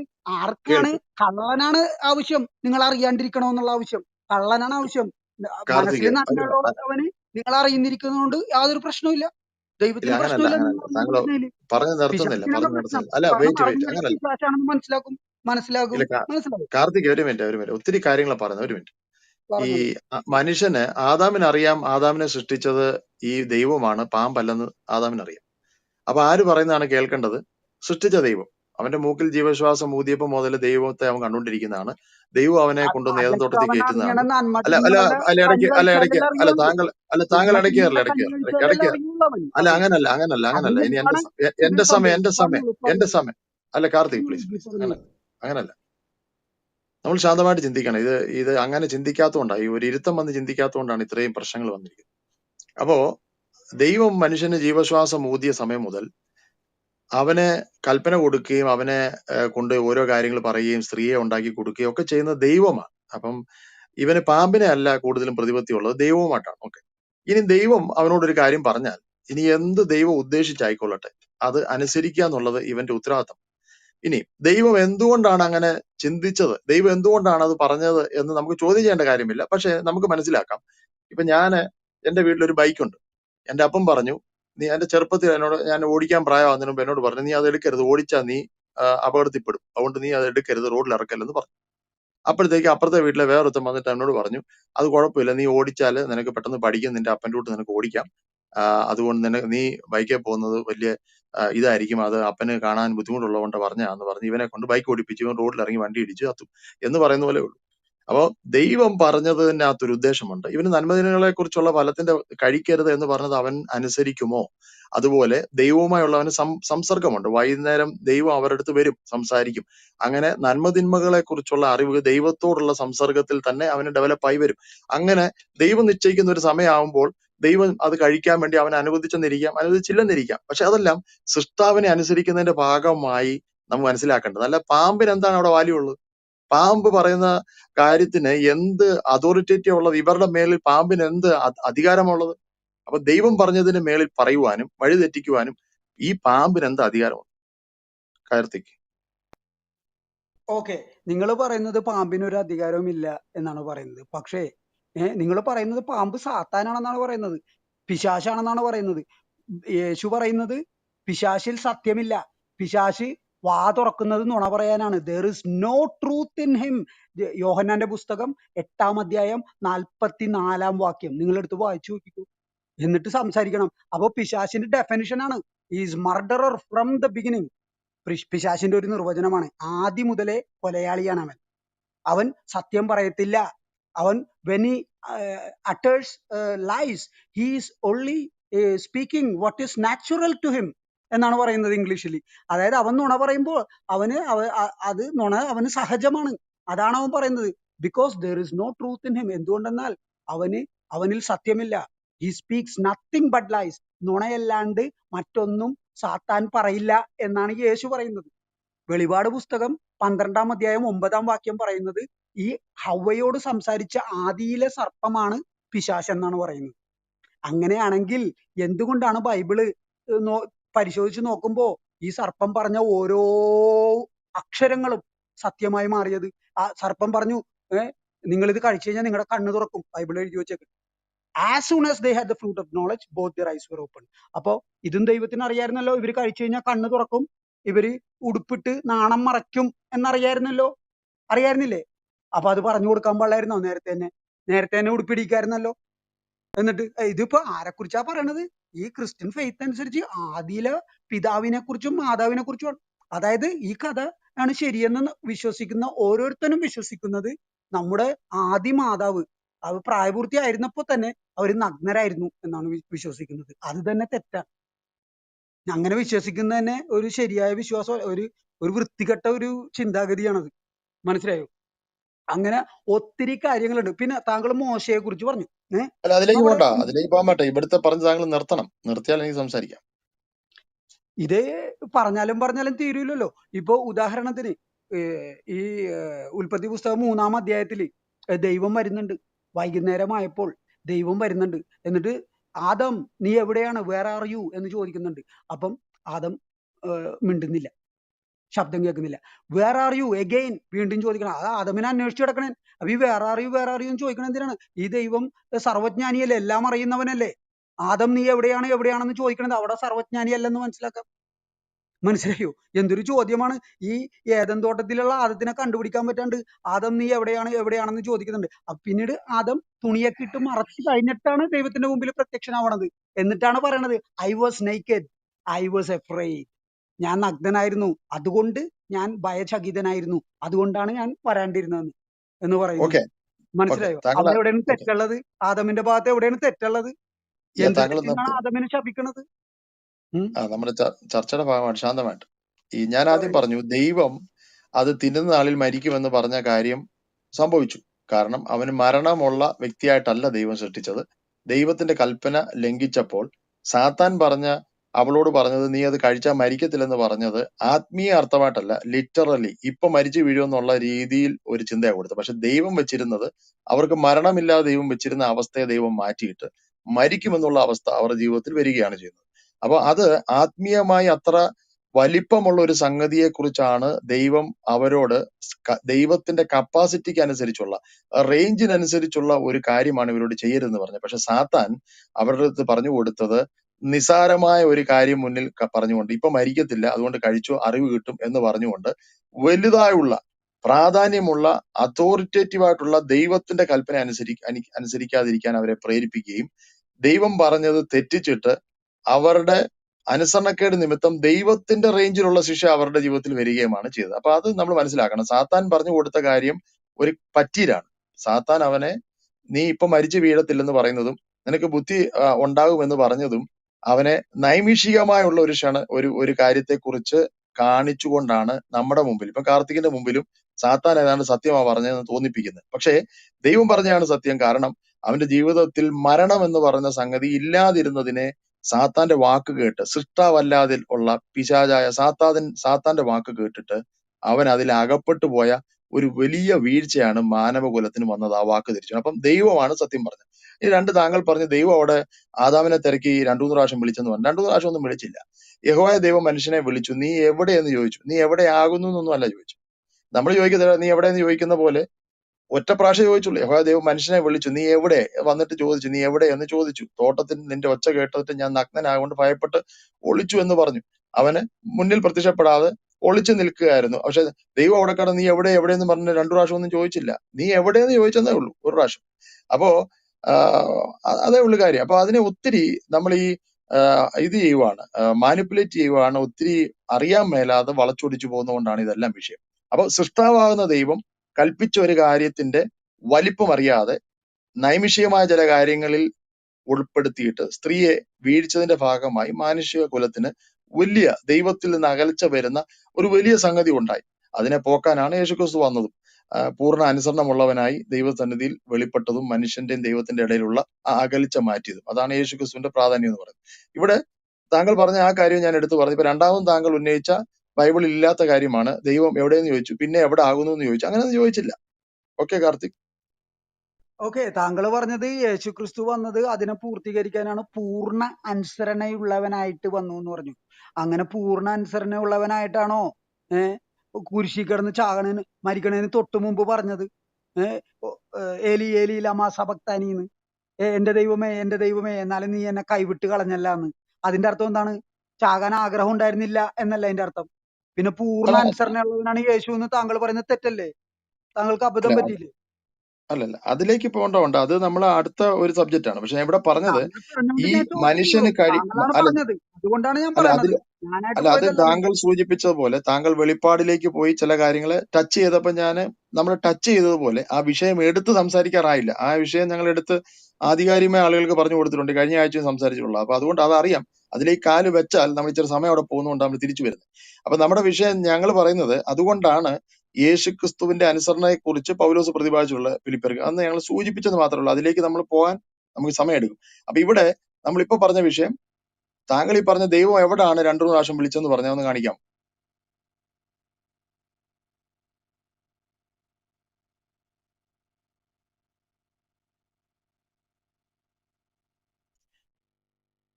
എന്നെ കേൾക്കാമോ? ഹലോ കാർത്തിക്, കേൾക്കാമോ? താങ്കൾ ചിലപ്പോൾ എക്സാജറേറ്റ് ചെയ്ത് വാക്യങ്ങളെ പറയുന്നുണ്ട്. അപ്പൊ അത് ഇവിടെ അങ്ങനെ ഒരു സംഭവം ഇല്ല. ദൈവം ഒരു പ്രാവശ്യത്തിൽ കൂടുതൽ എവിടെയെന്ന് ചോദിച്ചായിട്ട് കാണിക്കാമോ?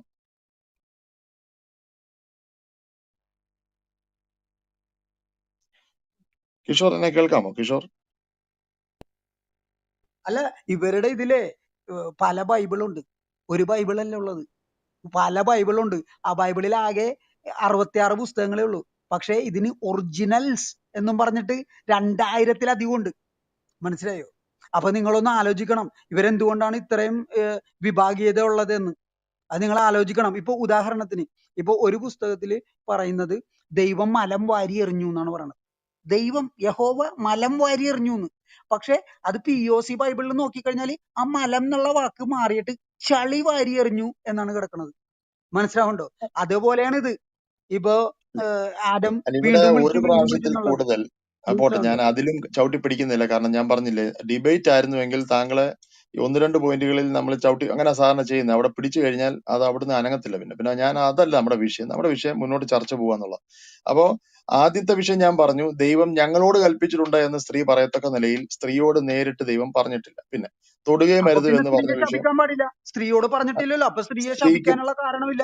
ഇല്ല, സ്ത്രീയെ അത് ഞാൻ ശപിച്ച് പറഞ്ഞു. തെറ്റിപ്പോയില്ലേ? ആ തെറ്റിപ്പോയില്ലേ? സ്ത്രീക്ക് അവർ താങ്കൾ ഈ അങ്ങനെ ഒരു പറയും, ദേഹം ഞാൻ ഇങ്ങനെ പറയും. മനസ്സിലായോ? അല്ല അവർ അതെ അതെ അവർ ഒരു ദേഹമാകിയാൽ ഭർത്താവ് അവളോട് പറയുന്ന കാര്യം, ദൈവം അത് കൽപ്പിച്ച വേറെ കാര്യം കാര്യം. ഒരു ദേഹമോ ഭർത്താവ് 2 ദേഹമോ പറയുന്നത് അവൾ 3 അനുസരിക്കും. ദേഹമോ ആയിക്കൊള്ളട്ടെ, അതല്ല വിഷയം. സ്ത്രീയോട് അത് പറഞ്ഞിട്ടില്ല എന്ന് താങ്കൾ സമ്മതിച്ചു.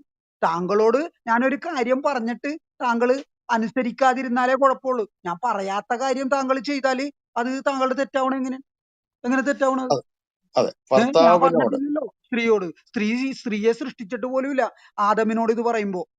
സ്ത്രീയെ അതെ സൃഷ്ടിച്ചിട്ടും പോലുമില്ല ആദമിനോട് കൽപ്പന കൊടുക്കുമ്പോ. അപ്പൊ പിന്നെ ആ സ്ത്രീയെ എന്തിനാണ് ശപിച്ചത്? അതെ, സ്ത്രീക്ക് അത് അത് സ്ത്രീ തിന്നാനുള്ള ഇവിടെ അവകാശം പറയുമ്പോൾ ഉണ്ടല്ലോ, ആദമിന് സ്ത്രീ ഇവിടെ കൊടുക്കാനുള്ള അവകാശവുമുണ്ട്. കാരണം നീ ഈ പഴം ആദമിന് കൊടുക്കരുത് എന്നും സ്ത്രീയോടും പറഞ്ഞിട്ടില്ല. പക്ഷെ അതെ, അത് ഈ ഒരു സ്ത്രീയിലെ കഥയുള്ളത് വാക്കുകളിൽ നിന്ന് കാരണം സ്ത്രീയെ അല്ല കാർത്തിക് വഞ്ചകിയായിട്ടാണ് ലോകം കാണുന്നത്. അറിയാമോ? അല്ല ആദമിനെ, അല്ല ആദ്യത്തെ മനുഷ്യനെ വഞ്ചിച്ചവളാണ് സ്ത്രീ എന്ന അർത്ഥത്തിലാണ് കാണുന്നത് സ്ത്രീയെ. ഈ കഥ കൊണ്ട്. എന്തൊരു കഥയാണിത്! ഈ അല്ല ശരിക്കും വഞ്ചിച്ചു ശരിക്കും ശരിക്കും വഞ്ചിച്ചു നമ്മുടെ എന്നില്ല. ഇല്ല സഹോദര, ആദ്യ മാതാവ് വഞ്ചകിയായിരുന്നു. ആദ്യ അല്ല മാതാവ് കാർത്തിക്, അതിനകത്ത് വഞ്ചകിയായിരുന്നു. ആയിരുന്നോ? ആദ്യ പിതാവ്, കാർത്തിക് നമ്മുടെ ആദ്യത്തെ പിതാവിനെ വഞ്ചിച്ച വഞ്ചകിയായിരുന്നു ആദ്യ മാതാവ്. ഇതാണോ നമ്മൾ അങ്ങനെ അങ്ങനെ വിശ്വസിക്കേണ്ടത്? അങ്ങനെ അങ്ങനെ എവിടെയെങ്കിലും എന്തെങ്കിലും പറയുന്നുണ്ടോ? പോസിറ്റീവ് അങ്ങനെ വൈബ്രേഷൻ അങ്ങനെ ഉണ്ടോ ഇതിൽ? സ്ത്രീ എന്തെങ്കിലും വഞ്ചിച്ചു പോസിറ്റീവ് വൈബ്രേഷൻ സ്ത്രീ ഉണ്ടോ? വഞ്ചിച്ചു എന്നുള്ള വാക്ക് താങ്കൾക്ക് ബൈബിളിൽ കാണിക്കാം? കാണിക്കാലോ. ആദം പറയുന്നുണ്ടല്ലോ ഇവൾ എന്നെ വഞ്ചിച്ചു എന്ന്. ഇവള് തന്നിട്ടാണ് ഞാൻ കഴിച്ചതെന്ന് പറയുന്നുണ്ടല്ലോ. ആ ഈ അല്ല സ്ത്രീ ഉൽപ്പത്തി പുസ്തകത്തിൽ വഞ്ചിച്ചു തന്നെ പറയുന്നുണ്ടല്ലോ, എന്നുള്ള നിലയിൽ അത് ഉൽപ്പത്തി പുസ്തകത്തിൽ തന്നെ പറയുന്നുണ്ടല്ലോ. അപ്പൊ ഈ അത് കഥ വായിക്കുമ്പോ എന്താണ്? സ്ത്രീ വഞ്ചകിയാണ്. എന്തൊരു കഥയാണത്! സ്ത്രീ വഞ്ചകിയാണ്. സ്ത്രീക്ക് പാതി ശരീരമൊന്നുമല്ല, ബെറ്റർ ഹാഫ് എന്നാണ് പറയുന്നത് സ്ത്രീനെ. മനുഷ്യന്റെ ബെറ്റർ ഹാഫ് എന്ന്, പുരുഷന്റെ. ഇവിടെ പറയുന്നത് ബെറ്റർ ഹാഫ് ഒന്നുമല്ല. ഹാഫ് പോയിട്ട് ലക്ഷത്തിലൊരു അംശം പോലും ഇല്ല. ഒരു പത്തവാരി എല്ലിന്റെ ഒരു ചെറിയൊരു കഷ്ണം എടുത്തിട്ട് അതിന്റെ അകത്തുനിന്ന് ഉണ്ടാക്കിയവളാണ് സ്ത്രീ. അല്ല സ്ത്രീ അപ്പൊ ഇവിടെ ബെറ്റർ വഞ്ചിച്ചു എന്ന് ഹാഫ് എന്നുള്ള പറയുന്ന ഭാഗം കോൺസെപ്റ്റ് താങ്കൾ എവിടെയാണ്? അല്ലെ അടുത്ത ഏതുകൊണ്ട് സ്ത്രീ ബെറ്റർ ഹാഫ്? വഞ്ചിച്ചു എന്ന് സ്ത്രീനെ അല്ല താഴ്ത്തി കാർത്തിക് കെട്ടുകയല്ലേ ചെയ്യുന്നത്. അല്ല സ്ത്രീയുടെ കാർത്തിക് സെൽഫ് എസ്റ്റീം അല്ലേ ഇല്ലാണ്ടാവുന്നത് അല്ല അവിടെ, കാർത്തിക് ഇത് അല്ലേ? മൂന്നാമത്തെയാണ്. ഒരു മിനിറ്റ് മൂന്നാമത്തെ തെറ്റായ പ്രയോഗമാണ് സ്ത്രീ വഞ്ചിച്ചു എന്ന് പറയുന്ന കാര്യം ഒന്ന് കാണിക്കാം. സുഹൃത്തെ, ഈ കഥ വായിച്ചു കഴിഞ്ഞാല് ആദമിനിട്ട് പാര വെച്ചത് സ്ത്രീയാണ്. വേറെ ആരാണ്? ഒന്ന് അല്ല ആലോചിച്ച് സ്ത്രീ നോക്ക്. സ്ത്രീ ആദമിനിട്ട് പാര. ഈ കഥ വശീകരിക്കപ്പെട്ട് വായിക്കുമ്പോ അല്ല അതല്ല ഉണ്ടാവണത്. സ്ത്രീനെ ബൈബിളിൽ കാരണമാണ് എല്ലാ പ്രശ്നവും ഉണ്ടായത്. എത്രയോ ക്രിസ്ത്യാനികൾ, ഞാൻ ക്രിസ്ത്യാനി ആയിരുന്നവനാണ്, ഞങ്ങൾ ഇത് പലപ്പോഴും പറയാറുള്ളതാണ്. പെണ്ണാണ് ആദമിനെ വഞ്ചിച്ചത്.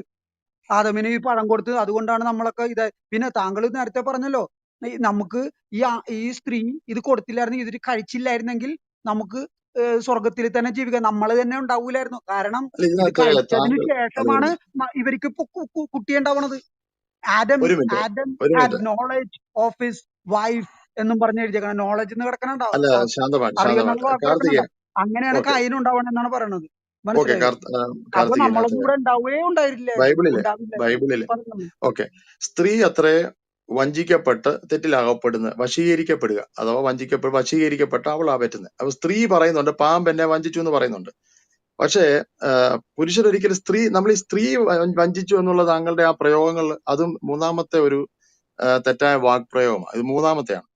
അപ്പോ എന്തുകൊണ്ടാണ് താങ്കൾ അങ്ങനെ ആഡ് ചെയ്യുന്നത്? അതാണ് ഇപ്പൊ നമ്മുടെ പ്രശ്നമായിട്ട് വന്നിരിക്കുന്നത്. ഈ അല്ലെ കഥയിൽ താങ്കൾ അങ്ങനെയല്ല കാണിക്കാം, കാണുന്നത്. കഥയിൽ താങ്കൾ അങ്ങനെയല്ല കാണിക്കാം, കാണുന്നത്. അന്ന് വായിച്ച് ആദമിനെ കേൾപ്പിക്കാമോ? വഞ്ചിച്ചത് ഉൽപ്പത്തി സ്ത്രീയല്ലേ? ഉൽപ്പത്തി ആദമിനെ കൊണ്ട് ഉൽപ്പത്തി ഈ പാപം ചെയ്യിച്ച സ്ത്രീയാണെന്നല്ലേ പറയുന്നത് കഥയിൽ. അല്ല അല്ല അത് നിങ്ങളാരാണ്? പക്ഷെ സംഭവിച്ചത് നിങ്ങൾ പറയുന്നത് ബൈബിൾ അങ്ങനെ സ്ത്രീയെ വിളിച്ചു എന്നൊക്കെ പറഞ്ഞ് വലിയ അലിഗേഷൻ നടത്തി. താങ്കൾ അധ്യായം ഒന്ന് വായിച്ചു കേൾപ്പിക്കാമോ? അധ്യായം 3. സത്യമല്ലേ പറയണത്? ഈ ബൈബിൾ കഥയില് സ്ത്രീയാണ് ഏറ്റവും വലിയ പാപം ചെയ്യണത്. ഈ പുരുഷനെ വഞ്ചിക്കുകയാണ് ചെയ്യുന്നത്. പുരുഷന് ഇത് കഴിക്കാൻ പാടില്ലെന്നുള്ള പറഞ്ഞ സാധനം പുരുഷന് കൊടുക്കണേണ് ചെയ്യണത്. അപ്പൊ തിന്നാൻ അങ്ങനെ ഒരു പാടില്ല. വാക്കില്ല. അങ്ങനെയാണ് പുരുഷനെ അപ്പൊ അങ്ങനെ ഒരു പുറത്താക്കണേന്നാ പറഞ്ഞത്. വാക്കിൽ അല്ല മനസ്സിലായോ? അങ്ങനെ ഒരു വാക്കില്ല ഇവിടെ എന്ന് താങ്കൾ സമ്മതിക്കാമോ? അത് താങ്കൾ അതിനൊരു അപ്പോളജി പറയാമോ? ഞാൻ പറഞ്ഞത്, ഈ ബൈബിളിൽ പറയുന്നുണ്ട്, ആദം പറയുന്നുണ്ട്, ആദമിനോട് ചോദിക്കുന്നുണ്ട് ദൈവം. കാണിച്ചു തരാം, കേൾപ്പിച്ചു തരാം, വേണേ വായിച്ചു കേൾപ്പിച്ചു തരാം. യാ ചുമ്മാതല്ല പറയണത്, അല്ല ഉള്ള ചോദിച്ചേ. കാര്യം പറഞ്ഞത്. യാ ദേ, ഒന്ന് വായിച്ചേ. ഉൽപ്പത്തി പുസ്തകം 3-ാം വാക്യം, 3-ാം അധ്യായം, അതില് അവിടെ നിന്ന് ചോദിച്ചു. 11-ാം വാക്യം, നീ നഗ്നനാണെന്ന് നിന്നോട് ആര് പറഞ്ഞു? തിന്നരുതെന്ന് ഞാൻ കൽപ്പിച്ച ആ വൃക്ഷത്തിന്റെ പഴം നീ തിന്നോ? അവൻ പറഞ്ഞു, അങ്ങ് എനിക്ക് കൂട്ടിന് തന്ന സ്ത്രീ ആ മരത്തിന്റെ പഴം എനിക്ക് തന്നു, ഞാൻ അത് തിന്നു. അപ്പൊ ഇവിടെ ആരാ വഞ്ചിച്ചത്? ആദമിന. സ്ത്രീയല്ലേ വഞ്ചിച്ചത്. ഈ കഥ വായിക്കുമ്പോ സ്ത്രീ വഞ്ചകിയായിട്ടാണ് കാണുന്നത്. സത്യമാണത് പറയണത്. അല്ല ഇവിടെ അപ്പൊ സ്ത്രീ ഞാൻ അങ്ങനെ വഞ്ചിച്ചു എന്ന് പഠിപ്പിക്കില്ല. താങ്കൾ ബൈബിളാണ് അങ്ങനെ ഉപയോഗിക്കുവാണ്. പഠിപ്പിക്കുന്നത്. ബൈബിളാണ് ഇല്ല അങ്ങനെ സ്ത്രീ പഠിപ്പിക്കുന്നത്. അല്ല, ഇവിടെ പാമ്പ് മനസ്സിലായോ? വഞ്ചിച്ചു എന്നുള്ള പ്രയോഗമേ ബൈബിൾ പറയുന്നുള്ളൂ. സ്ത്രീയെ അവൾ വശീകരിക്കപ്പെട്ട് തെറ്റിലാകപ്പെട്ടു എന്നാ ബൈബിൾ പറയുന്നത്. അല്ലാതെ അപ്പൊ ഞാൻ പറഞ്ഞത് ഓരോ വാക്കുകൾക്ക് അതിന്റെ ഒരു അർത്ഥമുണ്ട്. ബൈബിൾ എന്ന് പറഞ്ഞാൽ ഞങ്ങളുടെ ഒരു ദിവ്യ ഗ്രന്ഥമാണ്. ഇത് പരിശുദ്ധാത്മാവിലാണ് ഇന്റർപ്രറ്റ് ചെയ്യേണ്ടത്. താങ്കളെപ്പോൾ ഒരാൾ വായിക്കുന്നത് കൊണ്ടോ താങ്കൾക്ക് മനസ്സിലായ കാര്യങ്ങൾ പറയുന്നുണ്ടോ എനിക്ക് കുഴപ്പമൊന്നുമില്ല. പക്ഷെ ഇവിടെ താങ്കൾ 3 പ്രാവശ്യവും ഇല്ലാത്ത കാര്യങ്ങൾ ഇവിടെ ആഡ് ചെയ്തിട്ട് അവിടെ അങ്ങ് പ്രകമ്പനം കൊള്ളുകയാണ്. അങ്ങനെ വരാൻ വരട്ടെ. താങ്കൾ ഇച്ചൂടെ 1-ാം അധ്യായത്തിൽ നിന്ന് എന്തെങ്കിലും പറയാനുണ്ടോ താങ്കൾക്ക്? നമുക്ക് ഇച്ചൂടെ ഗഹനമായ എന്തെങ്കിലും കൂടെ ഇതിനകത്ത് ഉണ്ടോ എന്ന് നോക്കട്ടെ. ഇതുവരെ പറഞ്ഞതിനകത്തൊന്നും താങ്കൾ പറഞ്ഞതിനകത്ത് അങ്ങനല്ല ഇന്റർപ്രിട്ടേഷൻ. ഞാൻ പറഞ്ഞല്ലോ, ദൈവമാണ് ഞാൻ അധികാരമുള്ള ഇന്റർപ്രറ്റ് ആള്. ചെയ്യുന്നില്ല സുഹൃത്തെ, ദൈവമാണ് ഒരു ഞാൻ കൽപ്പന ഇന്റർപ്രറ്റ് കൊടുത്തത്. ചെയ്യുന്നില്ല. ഞാൻ ആ ഇന്റർപ്രറ്റ് ചെയ്യുന്നില്ല, താങ്കളാണ് ഇന്റർപ്രറ്റ് ചെയ്തത്. താങ്കൾ ഇന്റർപ്രറ്റ് ചെയ്ത് വ്യാഖ്യാനിച്ച ഒരു കഥയൊക്കെ പറഞ്ഞു. അതായത് ബൈക്കിന്റെ കാര്യവും ബൈക്ക് ഓടിക്കരുതെന്ന് പറഞ്ഞ കാര്യമൊക്കെ. ആ കഥയൊന്നും ഇവിടെ ആ, ചേരുന്നില്ല. താങ്കൾ പറയുന്ന കഥ പറയട്ടെ. താങ്കൾ പറയുന്ന കഥ ഇവിടെ ചേരുന്നില്ല. കാരണം എന്താണെന്ന് ചോദിച്ചാല്, താങ്കൾ ബൈക്ക് ഓടിക്കുന്നത് തുണിയില്ലാണ്ടല്ല ഓടിക്കണത്, തുണി ഇട്ടിട്ടാണ് ഓടിക്കണത്. മനുഷ്യൻ നഗ്നരല്ല ഓടിച്ചോണ്ട് പോണത്. ഇവിടെ നഗ്നരായ തുണി പോലും ഇടണമെന്ന് അറിയാൻ പാടില്ലാത്ത ആൾക്കാരെ കുറിച്ചാണ് ഇവിടെ സംസാരിക്കണത്. അപ്പൊ ഈ ബൈക്കിൽ അപ്പൊ പ്രായപൂർത്തിയായ ആൾക്കാരാണ് ബൈക്ക് ഓടിക്കണത്, കുട്ടികളല്ല. പ്രായപൂർത്തിയായവനെന്ന് പറഞ്ഞാൽ അത്യാവശ്യം അറിവുള്ളവൻ എന്നാണ്. ഇവിടെ നന്മ തിന്മകൾ എന്താണെന്ന് പോലും അറിയാത്ത ആദമിനെ ഹവ്വനെ കുറിച്ച് സംസാരിക്കുമ്പോൾ താങ്കൾ ബൈക്കിൽ പോണ കഥയൊക്കെ പറയുന്നത് എങ്ങനെ ശരിയാവും? അതൊന്നും ചേരുന്നില്ല താങ്കളുടെ കമ്പാരിസൺ. പറഞ്ഞോളൂ.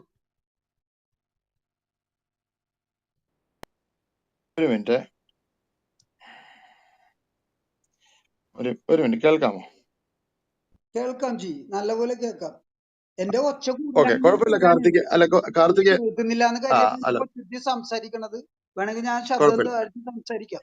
ഇല്ല സാറില്ല സാറില്ല. അല്ല, നമുക്ക് ഇപ്പം വിഷയം എന്ന് വെച്ചാൽ ഇത്ര ആളുകൾ കേൾക്കുന്നുണ്ട്. ഇപ്പം നമ്മൾ തമ്മിൽ സംസാരിച്ചൊക്കെ ഇത്ര നേരം കേട്ടു. അപ്പം ഈ ചില വിഷയങ്ങൾ നമ്മൾ പറഞ്ഞു, ഞാൻ എനിക്ക് പറയാനുള്ള പറഞ്ഞു. ഞാൻ ആ കമ്പാരിസൺ പറഞ്ഞത് 100% റിലേറ്റീവ് കമ്പാരിസൺ ആയിട്ടല്ലല്ലോ അവതരിപ്പിച്ചത്. എന്ന് വെച്ചാൽ ഒരു വിഷയം പറഞ്ഞ എന്താ വിഷയം?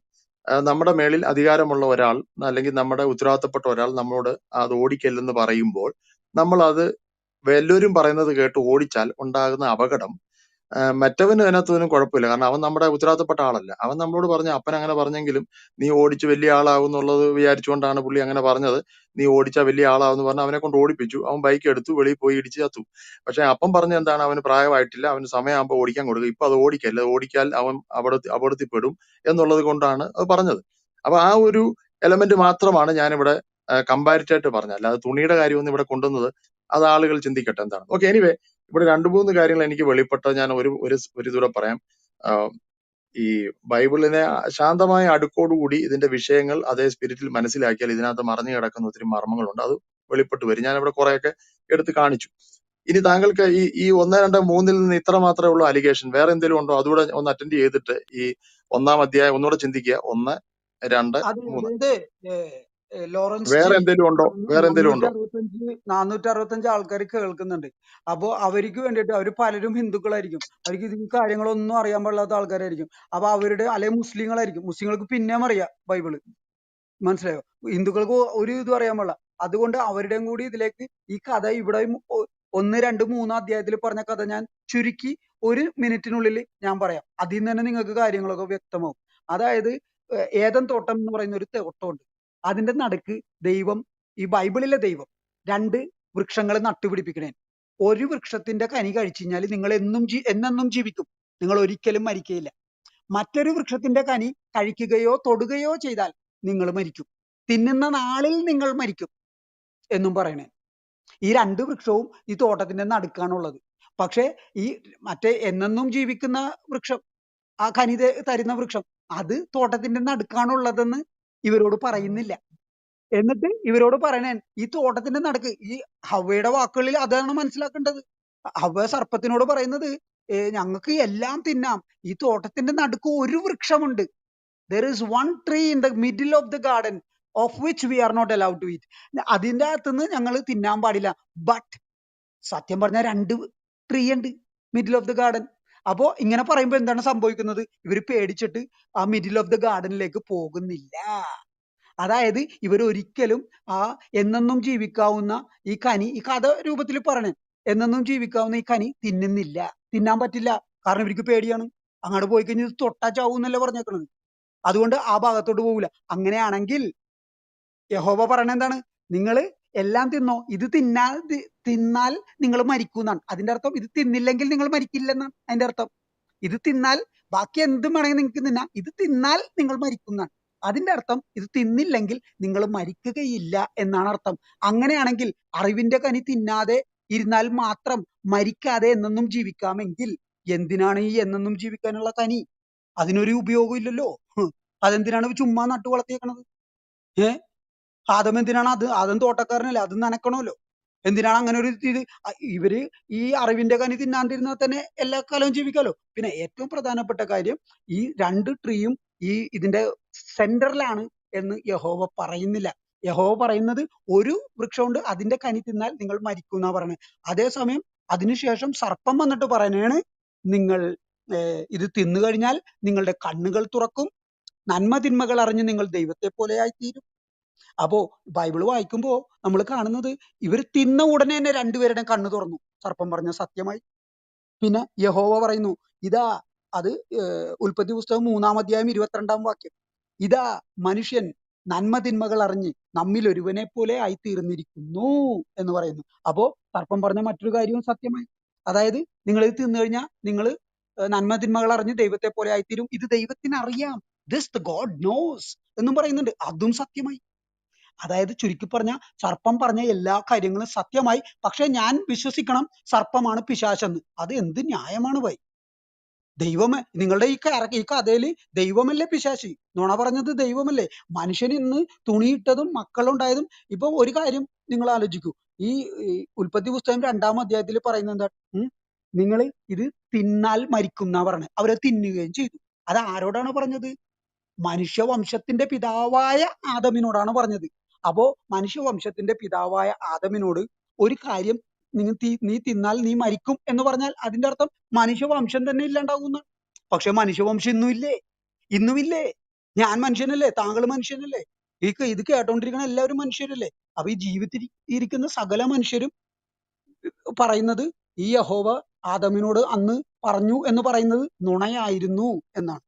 മനസ്സിലായോ? പിന്നെ മോശയിലേക്കൊക്കെ എനിക്ക് കടക്കണമെന്നുണ്ട്. താങ്കൾ സമയം അനുവദിച്ചാൽ അതിന് ഞാൻ എനിക്ക് പൂർണ്ണ ഓക്കെ, സമ്മതമാണ്. പറഞ്ഞു. ഞാനിവിടെ ഒരു വരി പറഞ്ഞിട്ട് നമുക്ക് വേണമെങ്കിൽ ആളുകളിലേക്ക് പോവാം. ഇവിടെ ഞാനൊരു വായിക്കാം. ഉൽപ്പത്തി പുസ്തകം 3-ാം അധ്യായം അതിന്റെ 19-ാമത് വാക്യം. ദൈവം അവസാനമായി പാമ്പിനും സ്ത്രീക്കും ശിക്ഷ കൊടുത്തതിന് ശേഷം മനുഷ്യന് കൊടുക്കുന്ന ശിക്ഷ അതിൽ കേട്ടണം. 3:19. നിലത്ത് നിന്ന് നിന്നെ എടുത്തിരിക്കുന്നു. ആ ശിക്ഷയുടെ അവസാന ഭാഗമാണ്. നിലത്ത് നിന്ന് നിന്നെ എടുത്തിരിക്കുന്നു, അതിൽ തിരികെ ചെരുവോളം മുഖത്തെ വിയർപ്പോടെ നീ ഉപജീവനം കഴിക്കും. അടുത്തത്, നീ പൊടിയാകുന്നു, പൊടിയിൽ തിരികെ ചേരും. ഇതാണ് അവന് കൊടുക്കുന്ന മരണം എന്ന് പറയുന്ന വിഷയം. എന്ന് പറഞ്ഞാൽ ഇത് അവനെ സൃഷ്ടിച്ച നാളിൽ നീ പൊടിയിൽ തിരികെ ചേരുമെന്നോ നീ പൊടിയാകുമെന്നോ അവനൊരു എക്സ്പയറി, നീ മരിക്കുമെന്നുള്ള ഒരു സംഗതി അവനില്ലായിരുന്നു. എന്നാൽ ഈ ശിക്ഷ കൊടുക്കുന്ന ആണ്, മനുഷ്യന് ശിക്ഷ കൊടുക്കുകയാണ്. നീ പൊടിയാകുന്നു, പൊടിയിൽ തിരികെ ചേരും. അതാണ് തിന്നുന്ന നാളിൽ നീ മരിക്കും എന്ന് പറഞ്ഞ് അന്നു മുതലാണ് അവനിൽ മരണം എന്ന് പറയുന്നത് ലോകത്തിൽ കടക്കുന്നു. ഏക മനുഷ്യനാൽ പാപവും പാപത്താൽ മരണവും ലോകത്തിൽ കടന്നു എന്നാ പറഞ്ഞത്. അന്ന് വരെ ലോകത്തിലേക്ക് മരണം എന്നുള്ളതിന് അനുവാദമില്ലായിരുന്നു. എന്നാൽ മനുഷ്യൻ തെറ്റ് ചെയ്തപ്പോൾ അവിടെ പറയുന്നുണ്ട്, മനുഷ്യനോട് കൽപ്പിച്ചത് നിന്റെ ഭാര്യയുടെ വാക്ക് നീ അനുസരിക്കുകയും തിന്നരുത് ഞാൻ കൽപ്പിച്ച വൃക്ഷഫലം തിന്നുകയും ചെയ്തുകൊണ്ട് നിന്റെ നിമിത്തം ഭൂമി ശപിക്കപ്പെട്ടിരിക്കുന്നു.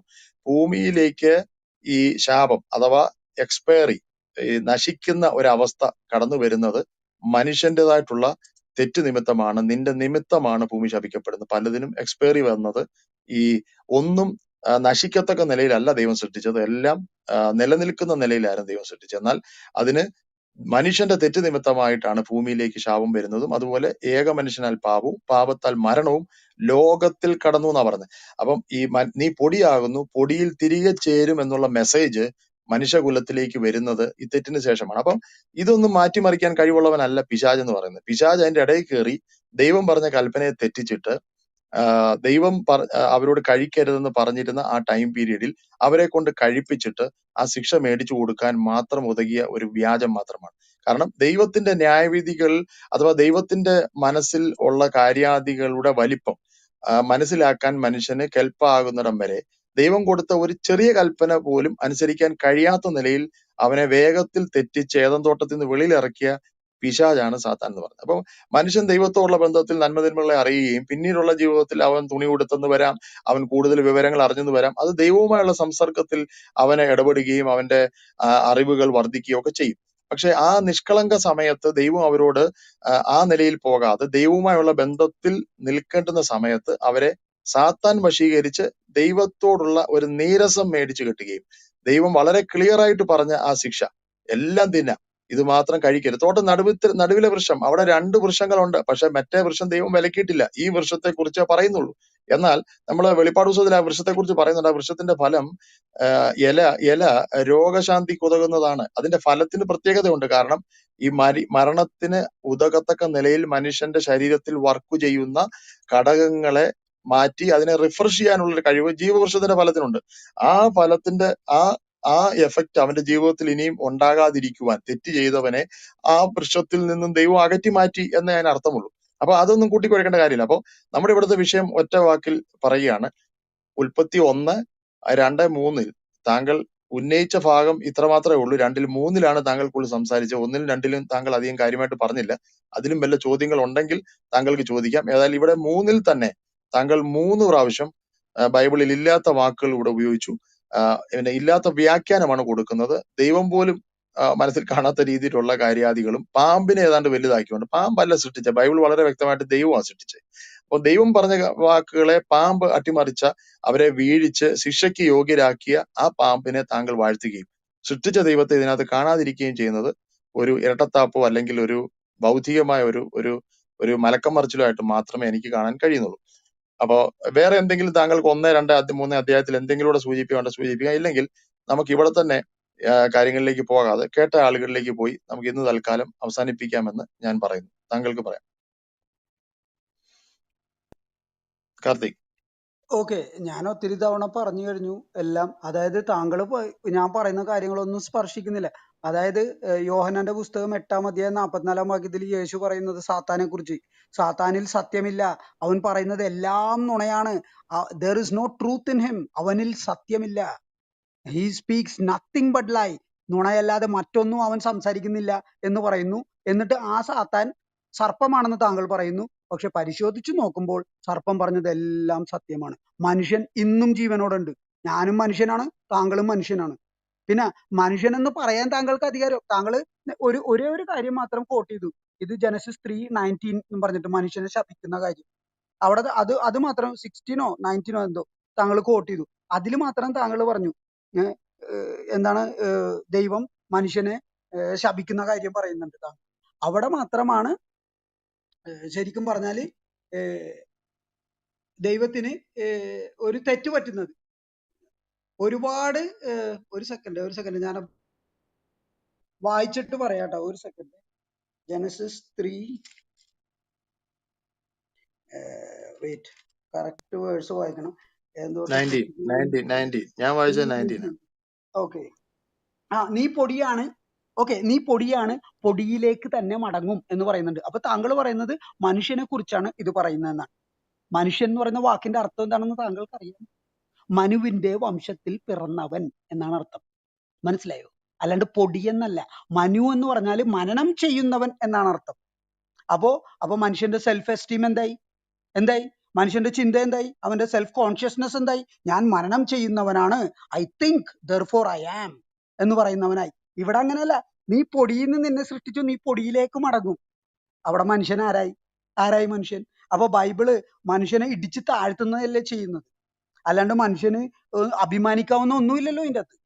എന്താണുള്ളത്? ഒന്ന് ആലോചിച്ച് നോക്ക്. അപ്പൊ അതും കൂടിയാണ് ഞാൻ പറഞ്ഞത്, ഈ പൊടിയാണെന്ന് പറയുന്ന കാര്യം. അത് പലയിടത്തും പിന്നീടും പറയുന്നുണ്ട്, മനുഷ്യ നിന്നെ ഞാൻ പൊടിയിൽ നിന്ന് സൃഷ്ടിച്ചു, നീ വെറും പൊടിയാണ് എന്ന് പറയുന്നുണ്ട് പലയിടത്തും.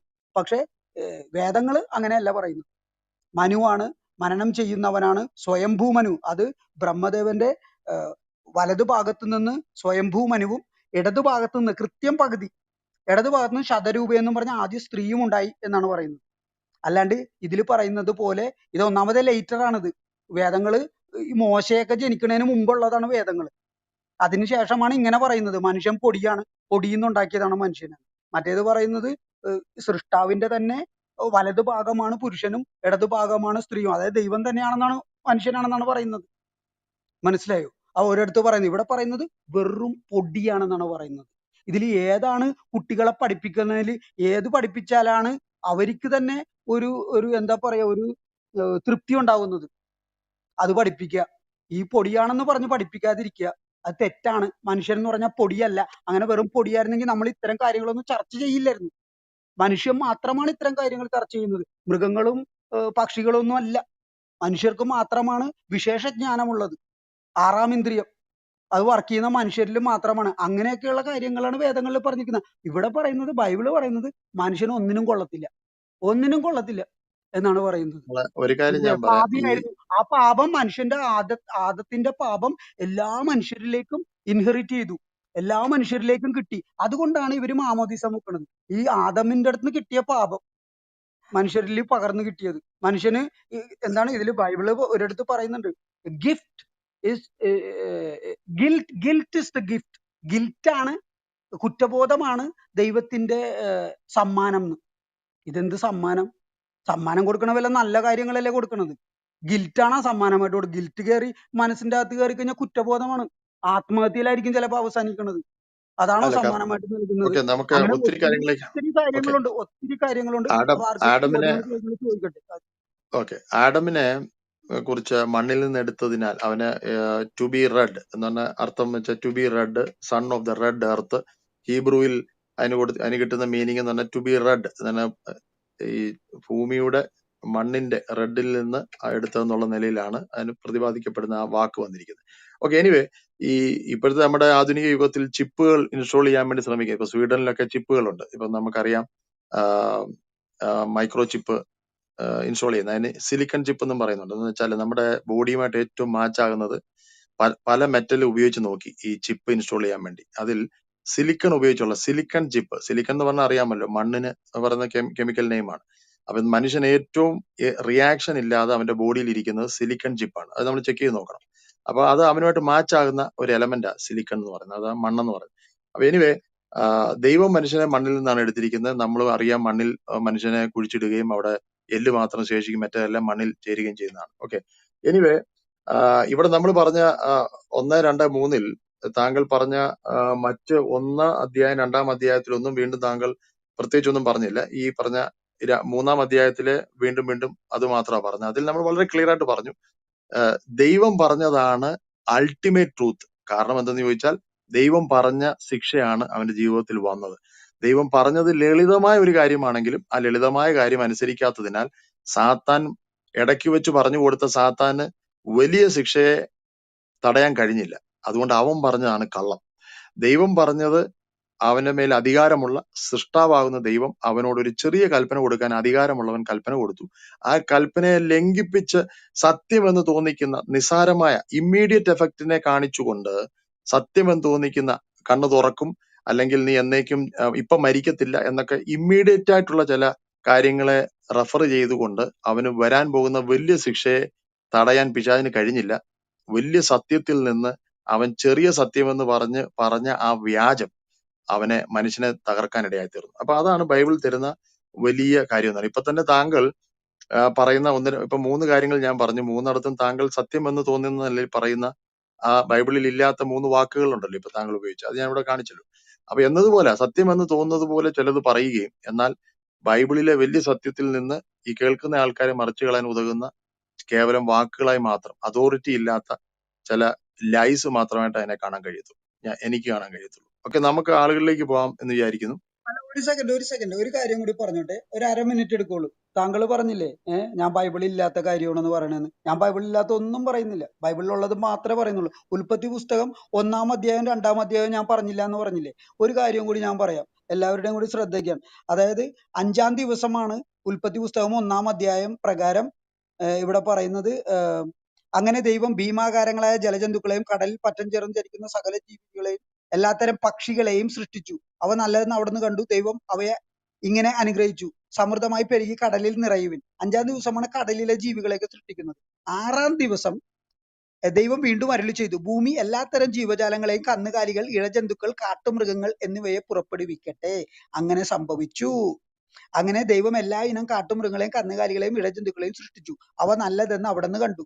ദൈവം വീണ്ടും അരുളി ചെയ്തു. അപ്പോ കന്നുകാലികളെയും മൃഗങ്ങളെയും ഒക്കെ സൃഷ്ടിച്ചതിന് ശേഷമാണ് ദൈവം വീണ്ടും അരുളി ചെയ്യുന്നത്: നമുക്ക് നമ്മുടെ ഛായയിലും സാദൃശ്യത്തിലും മനുഷ്യനെ സൃഷ്ടിക്കാം. എന്നിട്ട് സൃഷ്ടിച്ചത് തുണിയില്ലാത്ത മനുഷ്യന്. അപ്പൊ ഈ ദൈവത്തിന് തുണിയില്ലാണ്ടാണ് ഇരിക്കുന്നത് എന്നൊരു ചോദ്യം അവിടെ ഉണ്ട്. അത് അവിടെ നിൽക്കട്ടെ, അതല്ല ഞാൻ ഇവിടെ സംസാരിക്കാൻ പറ്റുന്നത്. പക്ഷെ ഈ ഇതിൽ പറയുന്ന 2-ാം അധ്യായത്തില് പറയുന്നുണ്ട്. അതായത് ആദമിനെ സൃഷ്ടിച്ചു കഴിഞ്ഞിട്ട് ഉള്ള കാര്യം പറയുന്നുണ്ട്. അതും കൂടി ഞാനൊന്ന് വായിക്കാം, അപ്പൊ നിങ്ങൾക്ക് മനസ്സിലാവും. അത് 2-ാം അധ്യായം 16-ാം വാക്യം മുതൽ 18-ാം വാക്യം മുതൽ ഞാൻ വായിക്കാം. ദൈവമായ കർത്താവ് അരുളി ചെയ്തു. ഇത് 6-ാം ദിവസമല്ലട്ട, ഇത് മനുഷ്യനെ സൃഷ്ടിച്ചു കഴിഞ്ഞ് മൃഗങ്ങളെ ആദ്യം സൃഷ്ടിച്ചു, അത് കഴിഞ്ഞ് മനുഷ്യനെ സൃഷ്ടിച്ചു, അത് കഴിഞ്ഞിട്ട് മനുഷ്യനെ കുറിച്ച് പറയണേ. ദൈവമായ കർത്താവ് അരുളി ചെയ്തു: മനുഷ്യൻ ഏകനായിരിക്കുന്നത് നന്നല്ല, അവന് ചേർന്ന ഇണയെ ഞാൻ നൽകും.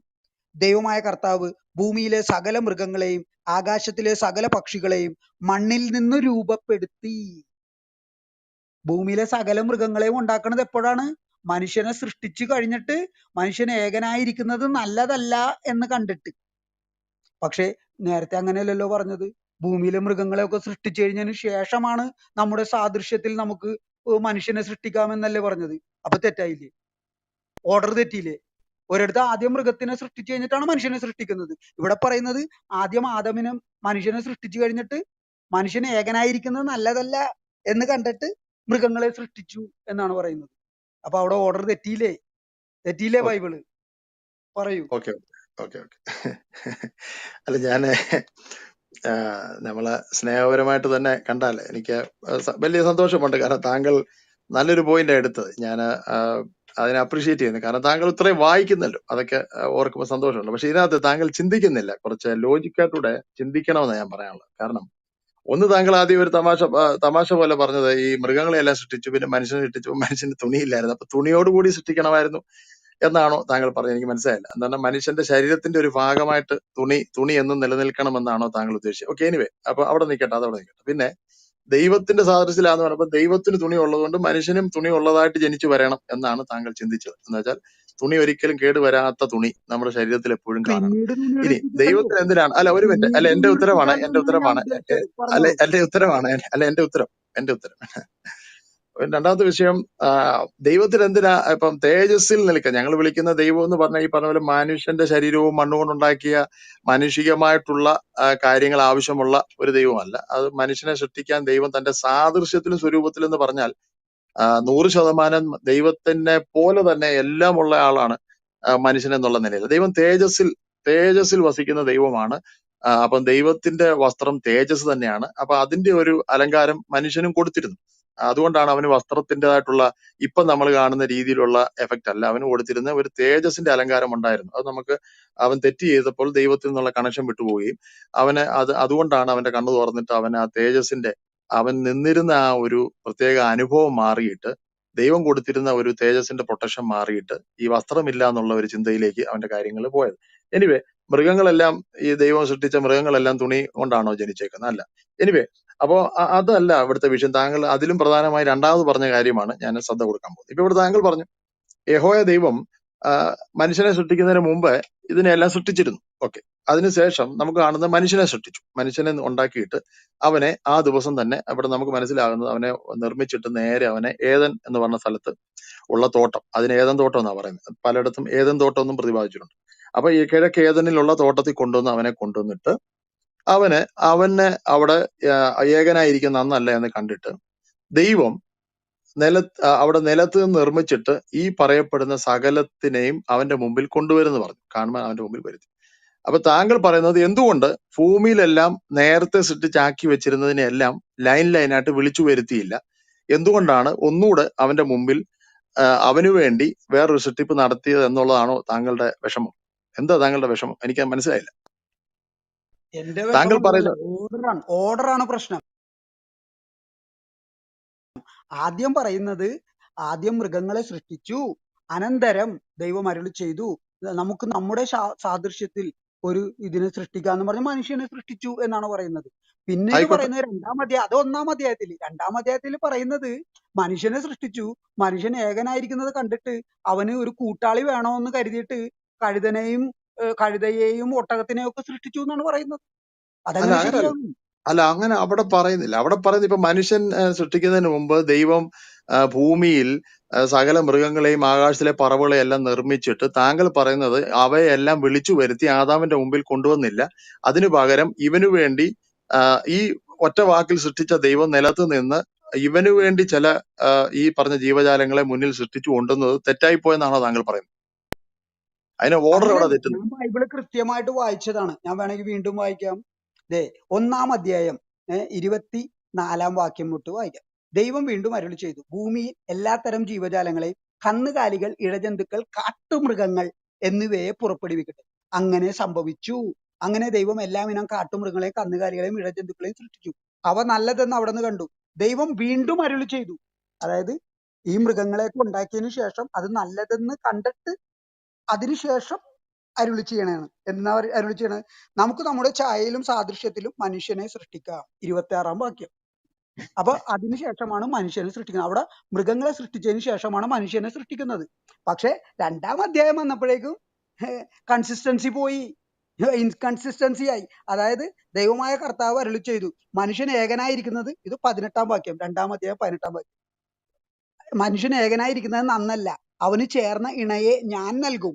ദൈവമായ കർത്താവ് 19-ാം വാക്യം, ഭൂമിയിലെ സകല മൃഗങ്ങളെയും ആകാശത്തിലെ സകല പക്ഷികളെയും മണ്ണിൽ നിന്ന് രൂപപ്പെടുത്തി അവയ്ക്ക് മനുഷ്യൻ എന്ത് പേരിടുമെന്ന് അറിയാൻ അവിടുന്ന് അവയെ അവന്റെ മുമ്പിൽ കൊണ്ടുവന്നു. അല്ല എന്ന് ഞാൻ പറഞ്ഞാൽ ചോദിച്ചത്, ഇപ്പൊ വീണ്ടും ഞാനിത് നേരത്തെ, രണ്ടാമതാണ് സൃഷ്ടിക്കുന്നത്, വീണ്ടും അല്ല കാർത്തിക് മനുഷ്യനെ മനസ്സിലായില്ല ഞാൻ സൃഷ്ടിച്ചിട്ട് ചോദിച്ചു. തന്നെ ഞാനിത് മൃഗങ്ങളെ അല്ല സൃഷ്ടിക്കുന്നത്. ഇത് ആദ്യമായിട്ട് നേരത്തെ കേൾക്കുന്നതല്ല. പറഞ്ഞ കാർത്തിക് ഒരു മിനിറ്റ്. കാർത്തിക് ഇത് ഏതാണ്ട് ആദ്യമായിട്ട് ഞാൻ കേൾക്കുന്ന പോലെയാണ് അവതരിപ്പിച്ചത്. ഞാൻ ഇത് നേരത്തെ കേൾക്കുക, ഇതിന്റെ ഉത്തരം എനിക്ക് അറിയാവുന്നതുകൊണ്ടാണ് താങ്കളോട് ഞാൻ തിരിച്ചു ചോദിച്ചത്. ഈ ദൈവം മനുഷ്യനെ സൃഷ്ടിക്കുന്നതിന് മുമ്പ് പറവകളെയും അതുപോലെ ഈ പറഞ്ഞ ജീവജാലങ്ങളെയും ഭൂമിയിൽ ചലിക്കുന്ന എല്ലാത്തിനെയും ഭൂമിയിലുള്ള മൃഗങ്ങളെയെല്ലാം നിർമ്മിച്ചു. അത് ഭൂമിയിലെല്ലാം ഉണ്ട്. മനുഷ്യനെ ഇപ്പം ഏദൻ തോട്ടത്തില ദൈവത്തിന് ഒരു വാക്കിൽ ഇതെല്ലാം നിർമ്മിച്ച ദൈവത്തിന് ഈ മനുഷ്യന് വേണ്ടി അവന്റെ മുൻപിൽ വരാൻ വേണ്ടി ഈ ജീവജാലങ്ങളെ നിർമ്മിച്ച് അവന്റെ മുമ്പിൽ കൊണ്ടുവരുന്നതിന് കഴിയാത്തത് കൊണ്ടാണോ ദൈവം 5-ാം ദിവസം ഉണ്ടാക്കിയതിനെ എല്ലാം ലൈനായിട്ട് ഇവന്റെ മുമ്പിൽ കൊണ്ടുവന്നേ പറ്റത്തുള്ളൂ എന്ന് താങ്കൾ വാശി പിടിക്കുന്നത്? ഞാൻ പറഞ്ഞ മനസ്സിലായി? ഞാൻ അക്കാര്യമല്ല പറയണത്, ഓർഡർ ആണ് പറയണത്. ഒന്നാം അധ്യായത്തിൽ പറയുന്നത് ആദ്യം മൃഗങ്ങളെ സൃഷ്ടിച്ചു, അതിനുശേഷം മനുഷ്യനെ സൃഷ്ടിച്ചു എന്നാണ്. അതവിടെ ഉണ്ട്, രണ്ടാം അധ്യായത്തിൽ അതവിടെ ഉണ്ട്. പറയുന്നത് അത് മനുഷ്യനെ കാർത്തിക് ആദ്യം സൃഷ്ടിച്ചു, മനുഷ്യൻ ഏകനായിരിക്കുന്നത് നല്ലതല്ല സമ്മതിച്ചു. എന്നറിഞ്ഞുകൊണ്ട് മൃഗങ്ങളെ സൃഷ്ടിച്ചു എന്നാണ് പറയുന്നത്. അല്ലല്ല, അത് തെറ്റാണ്. അങ്ങനെയൊന്നും പറയുന്നില്ല. അങ്ങനെ ഇവിടെ പറഞ്ഞാണല്ലോ, യഹോവ ദൈവം അവന് ഏകനായിരിക്കുന്ന കണ്ടപ്പോ യഹോവ ദൈവം ഭൂമിയിലെ സകല മൃഗങ്ങളെ, ആകാശത്തെ എല്ലാ പറവുകളെയും നിലത്ത് നിന്ന് നിർമ്മിച്ചിട്ടെന്ന് പറഞ്ഞാൽ അവർ ആദ്യമായിട്ട് നിർമ്മിച്ചായിട്ടല്ല പറഞ്ഞത്. അവിടെ ഓൾറെഡി നിർമ്മിച്ചത് ഭൂമിയിലുണ്ട്. ഇത് ഏദൻ തോട്ടത്തിൽ അവന്റെ മുമ്പിൽ വരുത്തേണ്ടതിന് ദൈവം വീണ്ടും അവയെ നിലത്ത് നിന്ന് വരുത്തിയാൽ ദൈവത്തിന് കഴിയാത്ത കാര്യമായിട്ടാണോ കാർത്തിക് ചിന്തിക്കുന്നത്? നിങ്ങൾ ബൈബിൾ എടുത്ത് വായിച്ചു നോക്കിക്കോളൂ. ഞാൻ ഇത് വ്യാഖ്യാനിക്കുന്ന ആളല്ല.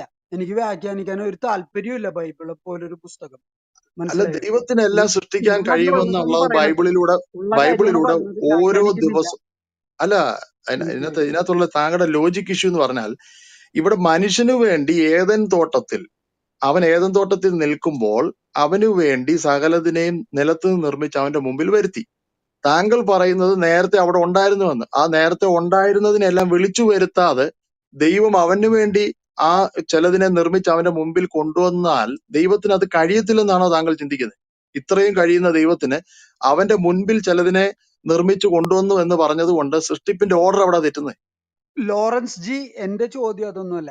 ആദ്യത്തെ അധ്യായത്തിൽ പറയുന്നത് മൃഗങ്ങളെ സൃഷ്ടിച്ചതിന് ശേഷമാണ് മനുഷ്യനെ സൃഷ്ടിച്ചതെന്നാണ്. ആ മൃഗങ്ങൾ അവിടെ രണ്ടാമത്തെ അധ്യായത്തിൽ നിൽക്കട്ടെ. പറയുന്നത് 2-ാം അധ്യായം 18-ാം വാക്യം, ദൈവമായ കർത്താവ് അരുളി ചെയ്തു, മനുഷ്യൻ ഏകനായിരിക്കുന്നത് നന്നല്ല, അവന് ചേർന്ന ഇണയെ ഞാൻ നൽകും. അതിനുശേഷമാണ് ദൈവമായ കർത്താവ് ഭൂമിയിലെ സകല മൃഗങ്ങളെയും ആകാശത്തിലെ സകല പക്ഷികളെയും മണ്ണിൽ നിന്ന് രൂപപ്പെടുത്തി അവയ്ക്ക് മനുഷ്യൻ എന്ത് പേരിടുമെന്ന് അറിയാൻ അവിടുന്ന് അവയെ അവന്റെ മുമ്പിൽ കൊണ്ടുവന്നു. മനുഷ്യൻ വിളിച്ചത് അവയ്ക്ക് പേരായി തീർന്നു. എല്ലാ കന്നുകാലികൾക്കും ആകാശത്തിലെ പറവകൾക്കും വയലിലെ മൃഗങ്ങൾക്കും അവൻ പേരിട്ടു. എന്നാൽ തനിക്കിണങ്ങിയ തുണയെ കണ്ടില്ല. അപ്പൊ തുണയെ അല്ല, കിട്ടാൻ അതിനുശേഷം വേണ്ടി അല്ല ഇപ്പൊ മനുഷ്യനോടുള്ള ബന്ധത്തിൽ ദൈവം ഭൂമിയിലെ സകലതിനെയും ഒന്നുകൂടെ അവന്റെ മുൻപിൽ നിർമ്മിച്ചു വരുത്തിയാൽ ദൈവത്തിന് അത് കഴിയത്തില്ലെന്നാണോ താങ്കൾ ഉദ്ദേശിച്ചത്? അതോ ദൈവം അങ്ങനെ കൊണ്ടുവരുവാണെങ്കിൽ വെളിയിൽ നിന്നുള്ളതിനെല്ലാം വിളിച്ചു വരുത്തിയാലേ നടക്കത്തുള്ളൂ? ദൈവത്തിന് എന്ത് കഴിയത്തില്ലാത്തത് കൊണ്ടാണ് താങ്കൾ ആ സൃഷ്ടിപ്പിലേക്ക് വീണ്ടും ഈ വിഷയത്തെ കൊണ്ടുപോയെന്ന് പറയുന്നത്? കാരണം 5-ാം ദിവസം ദൈവം ഇതെല്ലാം സൃഷ്ടിച്ചു, അത് ഭൂമിയിലുണ്ട്. ഇത് ഏദൻ തോട്ടത്തിലെ വിഷയത്തിലേക്കാണ് പറഞ്ഞത്. ഭൂമിയിലുള്ള ദൈവം ഉണ്ടാക്കിയിട്ടുള്ള ആ സകല മൃഗങ്ങളെയും ദൈവം അവന്റെ മുൻപിൽ വീണ്ടും നിർമ്മിച്ചു കൊണ്ടിരിക്കുകയാണ്. അങ്ങനെ കൊണ്ടുവന്നത് കൊണ്ട് എന്താണ് ദൈവത്തിന് കഴിയത്തില്ലെന്ന് പറയുന്ന അവസ്ഥ? എനിക്ക് മനസ്സിലായില്ല. അങ്ങനെ കൊണ്ടുവരുന്നോണ്ട് ദൈവത്തിനൊന്നും കഴിയുമോ കഴിയില്ലയോ അതല്ല ചോദ്യം. ഞാനിത് അവിടെ വായിച്ചപ്പോ ഞാൻ ആദ്യം മനസ്സിലാക്കിയ വൈരുദ്ധ്യം എന്ന് പറയുന്നത്, ആദ്യം മൃഗങ്ങളെ സൃഷ്ടിക്കുന്നു, പിന്നീട് മനുഷ്യനെ സൃഷ്ടിക്കുന്നു. 1-ാം അധ്യായം. 2-ാം അധ്യായത്തിൽ ആദ്യം മനുഷ്യനെ സൃഷ്ടിക്കുന്നു, മനുഷ്യൻ ഏകനാണെന്ന് കാണുന്നു, അപ്പൊ മൃഗങ്ങളെ സൃഷ്ടിക്കുന്നു. അപ്പൊ അല്ലല്ല തെറ്റിയില്ലേ ഓർഡർ? അല്ലല്ല ഓർഡർ അവിടെ തെറ്റിയില്ലേ? ആകാശത്തിലെ പറവകളെയൊക്കെ അതിന് മുമ്പാ സൃഷ്ടിക്കുന്നത്. എന്ന് വെച്ചാൽ ഞാൻ വായിച്ചു കേൾപ്പിച്ചു തരാം. ഇതൊക്കെ വളരെ ക്ലിയർ ആയിട്ട് ഇവിടെ എഴുതിയിട്ടുണ്ട്. പക്ഷെ മനുഷ്യനോടുള്ള ബന്ധത്തിൽ ഏദൻ തോട്ടത്തിൽ ദൈവത്തിന് ഒന്നുകൂടെ ഇവയെ വരുത്തണമെങ്കിൽ അവന്റെ മുൻപിൽ വരുത്തുവാൻ ദൈവത്തിന് ഇതിനെയെല്ലാം പോയി 1, 2 എന്ന് പറഞ്ഞ് വിളിച്ചോണ്ട് വെളിയിൽ നിന്ന് വരുത്തേണ്ട കാര്യമില്ല. ദൈവത്തിന് അവന്റെ മുമ്പിൽ വീണ്ടും കൊണ്ടുവരാം. അങ്ങനെ കൊണ്ടുവരുന്നത് കൊണ്ട് ആദ്യത്തെ സൃഷ്ടിപ്പുമായിട്ട് ഇതിനെ കോൺട്രാഡിക്റ്റ് ആക്കുന്നത് എന്തുകൊണ്ടാണ്? ഇപ്പൊ ഞാൻ പറയാം. ഇതിന്റെ പറവജാതി നിങ്ങൾ വർദ്ധിച്ചു പെരുകി സമുദ്രത്തിലെ വെള്ളത്തിൽ നിറവിൽ, പറവജാതി ഭൂമിയിൽ പെരുകട്ടെ എന്ന് കൽപ്പിച്ച് ദൈവം സന്ധ്യ ഉഷസ്സായി 5-ാം ദിവസം പറവജാതി ഉണ്ടായി. പിന്നെ ഭൂമിയിൽ ചരിക്കുന്ന എല്ലാ കന്നുകാലി, ഇഴജാതി, കാട്ടുമൃഗം എല്ലാം ഉളകാട്ട് ദൈവം അങ്ങനെ സംഭവിച്ചു. അത് എവിടെ ഉണ്ടായത്? ഇതെല്ലാം ഉണ്ടായത് ഭൂമിയിൽ, ഏദൻ തോട്ടത്തിലല്ല. അതിനുശേഷം ദൈവം മനുഷ്യനെ ഉണ്ടാക്കിയത് എവിടെ? ഏദൻ തോട്ടത്തിലല്ല, ഭൂമിയിലാണ് ഉണ്ടാക്കി. എന്നിട്ട് ഇവനെ കൊണ്ടുപോയി അടുത്ത് നമ്മൾ വായിക്കുന്നത് ഇവനെ നമ്മൾ 1:27 ഒന്ന് വായിക്കണം. 1:27 ഞാൻ വായിക്കാം. ഇങ്ങനെ ദൈവം തന്റെ സ്വരൂപത്തിൽ മനുഷ്യനെ സൃഷ്ടിച്ചു. മനുഷ്യരെ അല്ല, മനുഷ്യനെ, ഒരാളെ സൃഷ്ടിച്ചു. ദൈവത്തിന്റെ സ്വരൂപത്തിൽ അവനെ സൃഷ്ടിച്ചു. ആദമിനെ മാത്രം സൃഷ്ടിച്ച കാര്യമാണ് പറഞ്ഞു, സൃഷ്ടിച്ചു. ഇനി അടുത്ത വാക്യം കേട്ടണം, ആണും പെണ്ണുമായി അവരെ സൃഷ്ടിച്ചു. അത് പിന്നാണ് പറയുന്നത്, ആണും പെണ്ണും സൃഷ്ടിച്ചു. അതിന്റെ കാര്യമാണ് നമ്മൾ കാണുന്നത്. ഒരുത്തനെ സൃഷ്ടിച്ചതിന് ശേഷം അതിന്റെ ഉൽപ്പത്തി വിവരം കറക്റ്റ് ആയിട്ട് 2-ാം അധ്യായത്തിൽ പറയുന്നത്, ദൈവം ഒരുവനെ സൃഷ്ടിച്ചതിന് ശേഷം അവനെ എന്ത് ചെയ്തു? യഹോവ നിലത്തെ പൊടി കൊണ്ട് മനുഷ്യനെ നിർമ്മിച്ചിട്ട് 2:7 മൂക്കിൽ ജീവശ്വാസം ഊതി മനുഷ്യൻ ജീവനുള്ള ദേഹിയായി തീർന്നു. അനന്തരം യഹോവ ദൈവം കിഴക്ക് ഏതെങ്കിലും ഒരു തോട്ടം ഉണ്ടാക്കി താൻ സൃഷ്ടിച്ച മനുഷ്യരെ അല്ല, ഒരാളെ കൊണ്ട് അവിടെ ആക്കി. അങ്ങനെ അവിടെ ഇരിക്കുമ്പോഴാണ് ഇവിടെ അവനൊരു ജോലിയൊക്കെ ഏൽപ്പിച്ച് ദൈവം ഒരു പ്ലാനോടുകൂടി അവിടെ ചെയ്യുന്ന കാര്യങ്ങൾ വിവരിച്ചു വരുമ്പോഴാണ് അവന് ഒറ്റയ്ക്ക് ഇരിക്കുന്ന കാര്യം വരുമ്പോൾ അവിടെ അവനൊരു തക്കതായ തുണ ഉണ്ടാക്കുന്ന കാര്യത്തിലേക്ക് വരുന്നത്. അപ്പോൾ ദൈവം എന്ത് ചെയ്തു? അവന്റെ മുൻപിൽ പലതിനെ കൊണ്ടുവരികയാണ്. കൊണ്ടുവരുമ്പോൾ ഭൂമിയിലുള്ള എല്ലാത്തിനെയും പിന്നെ ഒന്നുകൂടെ ഭൂമിയിലല്ല സൃഷ്ടിക്കുന്നത്, അവന്റെ മുൻപിൽ വരുവാൻ വേണ്ടി സൃഷ്ടിക്കുകയാണ്. അവന്റെ മുമ്പിൽ കൊണ്ടുവന്നതിനെ അവന് ചേർന്നില്ല, അവന് ഇഷ്ടപ്പെട്ടില്ല, അല്ലെങ്കിൽ അത് മാച്ച്ഡ് അല്ല. ദൈവം എന്ത് ചെയ്തു? അവനിൽ നിന്ന് തന്നെ ഒരു സ്ത്രീയെ ഉണ്ടാക്കി. അതാണ് ആ വാക്യത്തിൽ 27-ാം വാക്യത്തിൽ മനുഷ്യരെ ആണും പെണ്ണുമായി സൃഷ്ടിച്ചു എന്ന് പറയുന്ന ആ വിവരണം വരുന്നത് ആ 2-ാമത്തെ സ്ത്രീയുടെ വരുമ്പോഴാണ് വരുന്നത്. അപ്പൊ ആ ഉൽപ്പത്തി വിവരം കറക്റ്റ് വിവരമായിട്ട് 2-ാമത്തെ അധ്യായത്തിൽ കിടപ്പുണ്ട്. അപ്പൊ താങ്കൾ അതിനെ അടുക്കോടെ മനസ്സിലാക്കാത്തത് കൊണ്ടാണ് ഇവിടെ ഇപ്പോഴല്ലേ മനുഷ്യനെ ഈ പറവയെയും ഇഴജാതികളെ എല്ലാം ഏദൻ തോട്ടത്തിൽ വെച്ച് സൃഷ്ടിച്ചു എന്നുള്ള നിലയിലേക്ക് താങ്കൾ ആ കാര്യത്തെ ഈ ചുരുങ്ങി ചിന്തിക്കാനിടയായി തീർന്നു. ഓക്കെ, എനിവേ താങ്കൾ പറഞ്ഞത് പ്രകാരം ഇനി വേണമെങ്കിൽ ഞാൻ 4-ാം അധ്യായത്തില് കായനും ആബേലും എന്നും പറഞ്ഞ് ആദാമിന്റെയും ഹവ്വയ്ക്കും 2 മക്കളുണ്ടായിരുന്നു എന്ന് പറയുന്നുണ്ട്. അതിനെ കുറിച്ച് പറയുമ്പോ ഇവിടെ 4-ാം അധ്യായം 2-ാം വാക്യം പറയുന്നത്, പിന്നീട് അവൾ കായന്റെ സഹോദരൻ ആബേലിനെ പ്രസവിച്ചു. ആബേൽ ആട്ടിടയനും കായൻ കൃഷിക്കാരനുമായിരുന്നു. ഒരിക്കൽ കായൻ തന്റെ വിളവിൽ ഒരു ഭാഗം കർത്താവിന് സമർപ്പിച്ചു. സഹോദരൻ, നമുക്ക് 4-ലേക്ക് പോകാൻ പറ്റും അല്ല? എനിക്ക് ഞാൻ ആബേൽ തന്റെ ഉദ്ദേശിച്ച ആട്ടിൻകൂട്ടത്തിലെ അല്ല, ഒരു കടിഞ്ഞൂൽ മിനിറ്റ്, കുഞ്ഞുങ്ങളെ എടുത്ത് അവയുടെ കാർത്തിക്, ഞാൻ ചുവപ്പുള്ള ഭാഗങ്ങൾ സോറി അവിടത്തേക്ക് കാഴ്ചവെച്ചു. സോറി മനസ്സിലായി? കാർത്തിക്, എന്താ അറിയാം, നമ്മള് ഇന്ന് 1, 2, 3-ൽ തന്നെ ഇനി ഒരു 10 ചോദ്യങ്ങളുണ്ട്. ഞാൻ താങ്കൾ എന്തെങ്കിലുകൂടെ ഒക്കെ ചോദിക്കുമെന്നാ വിചാരിച്ചു, അതൊന്നും വന്നില്ല.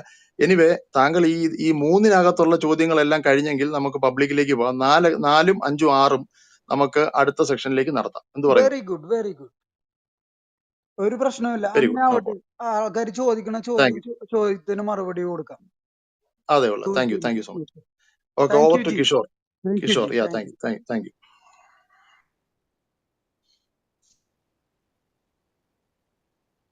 കിഷോർ, കിഷോർ ജി ഇവിടെ ഉണ്ടോ? യെസ് യെസ് യെസ്, ഉണ്ട്, കേൾക്കുന്നുണ്ട്. എന്താണ് അപ്പോൾ നമ്മുടെ അടുത്ത? ഞാൻ അഭിപ്രായമൊന്നും പറയുന്നില്ല, കാരണം ഇതൊരു തർക്കം, ഒരാൾ തർക്കിച്ച് ജയിക്കുക എന്നുള്ള ഒരു ഇന്റൻഷനോട് കൂടിയുള്ള ഒരു ഇതല്ല. അപ്പോൾ അതുകൊണ്ട് ഇത് അറിയാനും അറിയിക്കാനും വേണ്ടിയിട്ടുള്ള ഒരു സംവാദമാണ്. അപ്പം നമ്മുടെ അടുത്ത് നമ്മൾ ആരെങ്കിലും ഇനി ഗസ്റ്റ് ചോദ്യം ചോദിക്കാനായിട്ട് ആരെങ്കിലും കയറ്റുന്നുണ്ടോ? എന്താണ് രണ്ടുപേരുടെ അഭിപ്രായം?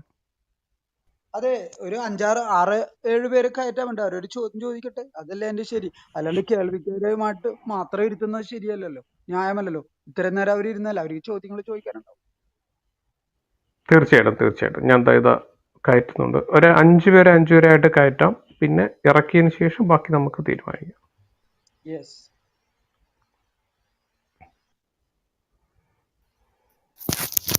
ഞാൻ സംസാരിച്ചോട്ടെ? ക്വസ്റ്റ്യൻ ചോദിച്ചോളൂ, സ്റ്റേറ്റ്മെന്റുകളോ കാര്യങ്ങളോ അതെ, ഒന്നും ക്വസ്റ്റ്യൻ വേണ്ട. ആണ്. ചോദിച്ചോളൂ. ക്വസ്റ്റ്യൻ ആണ്. എൻ്റെ ക്വസ്റ്റ്യൻ ക്രിസ്ത്യൻ പാസ്റ്ററിനോടാണ്. 2 ചോദ്യങ്ങളാണുള്ളത്. ഫസ്റ്റ് ക്വസ്റ്റ്യൻ എന്ന് പറഞ്ഞാൽ, ബൈബിളിലെ ഓരോ വാക്കും നിങ്ങൾ പെന്തക്കോസ്തുകാർ വളരെ ലിറ്ററൽ ആയിട്ടാണോ എടുക്കുക എന്നുള്ളത്. അതിൽ ഒരു രീതിയിലുള്ള അനാലിസിസോ ഇന്റർപ്രിറ്റേഷനോ ഡീപ്പർ മീനിങ്ങോ നിങ്ങൾ കാണുന്നില്ല. അപ്പോൾ എല്ലാം ലിറ്ററൽ ആയിട്ടാണോ എടുക്കുക എന്നുള്ളത്. അത് ഫസ്റ്റ് ചോദ്യം. സെക്കൻഡ് ചോദ്യം, ഇങ്ങനെ ലിറ്ററൽ ആയിട്ട് എടുത്തു കഴിഞ്ഞാൽ നമ്മൾ പല കാര്യങ്ങളും നമ്മൾ വിശ്വസിക്കേണ്ടി വരും. അപ്പോൾ അങ്ങനെ ഒരു വിശ്വാസമാണ് ക്രിയേഷനിസം എന്ന് പറയുന്ന ഒരു സംഭവം. ഇപ്പോൾ ലോകമുണ്ടായിട്ട് ഈ ഉൽപ്പത്തിയിലെ സംഭവങ്ങൾ നടന്നു കഴിഞ്ഞിട്ട് വെറും 6000 വർഷം മാത്രമേ ആയിട്ടുള്ളൂ എന്നുള്ളൊരു കൺസെപ്റ്റ്, അത് വെസ്റ്റിലൊക്കെ വളരെയധികം ഡിബേറ്റ് നടക്കുന്നുണ്ട് അതിനെപ്പറ്റി, ഈ ഇവാഞ്ചലിക്കൽസിൻ്റെ ഇടയിലൊക്കെ. പെന്തക്കോസ്തുകാർ ഈ ഒരു വിശ്വാസമാണ് പൊതുവെ കൊണ്ടു നടക്കുന്നത്, ലോകമുണ്ടായിട്ട് 6000 വർഷമേ ആയിട്ടുള്ളൂ എന്നുള്ള ഒരു വിശ്വാസം. അത് ബൈബിള് ലിറ്ററലായിട്ട് ഇന്റർപ്രറ്റ് ചെയ്യുമ്പോൾ വരുന്ന കുഴപ്പമാണത്. അപ്പോൾ പാസ്റ്ററുടെ ഒപ്പീനിയൻ എന്താണ്? ഉൽപ്പത്തിയിലെ സംഭവം നടന്നിട്ട് എത്ര വർഷമായി? അതൊന്ന് പറയാമോ? അല്ല, നമ്മളെ ഈ ചോദ്യങ്ങൾ വരുന്ന അനുസരിച്ച് ഈ ബൈബിളിൽ പറഞ്ഞിരിക്കുന്ന കാര്യങ്ങൾ മാറ്റം വരുത്താനും സ്ട്രെച്ച് ചെയ്യാനും ഒന്നും പോകേണ്ട കാര്യമൊന്നുമില്ല. ബൈബിൾ വളരെ ക്ലിയർ ആയിട്ട് പറയുന്നുണ്ട്. ആദാം തുടങ്ങി ജലപ്രളയം വരെ 1565 വർഷവും പിന്നെ നോഹ തുടങ്ങിയുള്ള കാലഘട്ടവും എല്ലാം കൂടെ നോക്കിയാൽ 7000-8000 വർഷത്തിന്റെ ഒരു സ്പാൻ വരുന്നുണ്ട്. അതിൽ കൂടുതലൊന്നും നമുക്ക് ആരെങ്കിലും എന്തെങ്കിലും ചോദിച്ചു എന്ന് കരുതി ഗ്യാപ് തിയറിയും ലോങ് തിയറിയും ഒന്നും ഉണ്ടാക്കേണ്ട ഒരു ആവശ്യമില്ല. അത് വളരെ ക്ലിയർ ആയിട്ട് ബൈബിളിൽ പറയുന്നുണ്ട്. അപ്പൊ ലോകത്തിന്റെ ആയുസ് 6000 തൊട്ട് 8000 വർഷം വരെയാണെന്നാണ് താങ്കൾ വിശ്വസിക്കുന്നത്. അതൊന്ന് ക്ലിയർ ആക്കാവോ?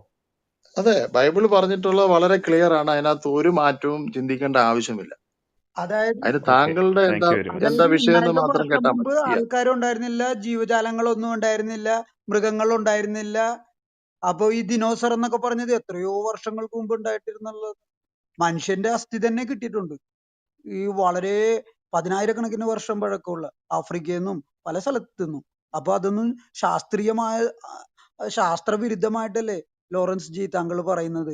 ബൈബിള് പ്രകാരം ഇത് 8000 ശാസ്ത്രം തന്നെ വർഷമായിട്ടുണ്ട് എന്ന് പറയുന്നത്. അല്ലല്ല, ശാസ്ത്രം തന്നെ അസ്യൂം ചെയ്ത് ഇപ്പൊ നമ്മുടെ ബൈബിളിൽ വളരെ ക്ലിയർ ആയിട്ട് ജലപ്രളയവും അതിനു മുമ്പുള്ള ആളുകളുടെ മല്ലന്മാരായിരുന്നുവെന്നും അവരുടെ ആയുസ്സും അവരുടെ ബോഡിയും അവരുടെ സ്ട്രക്ചർ എത്ര നമുക്കറിയത്തില്ല. കാരണം 100 വർഷം ജീവിക്കുന്ന ആളുടെ ബോഡിയും 900 വർഷം ജീവിക്കുന്ന ആളുടെ ആകാരവും തമ്മിൽ നമുക്ക് ഭയങ്കര വ്യത്യാസമുണ്ട്. 1000 വർഷം ജീവിക്കുന്ന മനുഷ്യരായിരുന്നു അന്ന്. പിന്നെ അന്നുള്ള മൃഗങ്ങളുടെ എന്തായിരുന്നു, അത് ഭൂമി ശപിക്കപ്പെട്ടതിന് ശേഷം ഏത് നിലയിലേക്കാ പോയത്? കാരണം നമ്മളിവിടെ ഉൽപ്പത്തി പുസ്തകത്തിൽ വായിച്ചത് പാമ്പ് സ്ത്രീയോട് സംസാരിക്കുന്നതായിട്ടാണ് കാണുന്നത്. അപ്പൊ ആ ജലപ്രളയത്തിന് മുമ്പുള്ള ലോകത്തിന്റെ സ്ട്രക്ചറും അതുപോലെ ജലപ്രളയം വന്നതിന് ശേഷം ഇവർ ഈ ശാസ്ത്രം കണ്ടെത്തുന്ന എന്ന് പറഞ്ഞാൽ ഈ ചെളിയിലാകെ മുങ്ങിപ്പോയ ലോകവും അതിനകത്ത് അകപ്പെട്ട സ്കെൽറ്റനുകളുടെ DNA ഒക്കെ അസ്യൂം ചെയ്തിട്ട് അവർക്ക് കൊണ്ടുപോയി വെക്കുന്ന ഒരു വർഷത്തിന്റെ റേഞ്ചും എന്ന് പറഞ്ഞാൽ DNA ഒക്കെ 100 വർഷത്തിന് മേളിൽ നിൽക്കാത്ത ജീവിക്കാത്ത DNA-യും അതുപോലെ ഈ മണ്ണിൽ അടിഞ്ഞ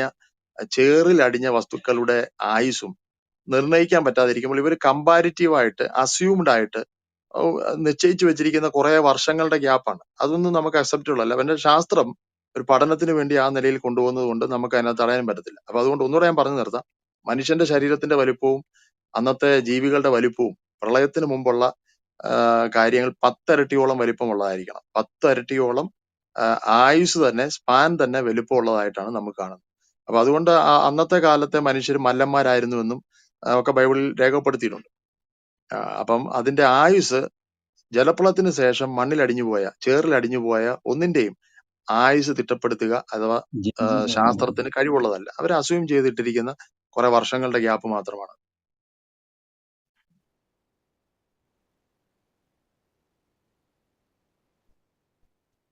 അടുത്ത ആരാണ് ചോദ്യം ചോദിക്കാനുള്ള? ചോദിച്ചോളൂ. പാസ്റ്ററെ, ഈ ജെനിസിസ് 1:16 ദൈവം 2 ഗ്രേറ്റർ ലൈറ്റിനെ നിർമ്മിച്ചു എന്ന് പറയുന്നു. അപ്പൊ അതൊന്ന് എക്സ്പ്ലെയിൻ ചെയ്യൂ.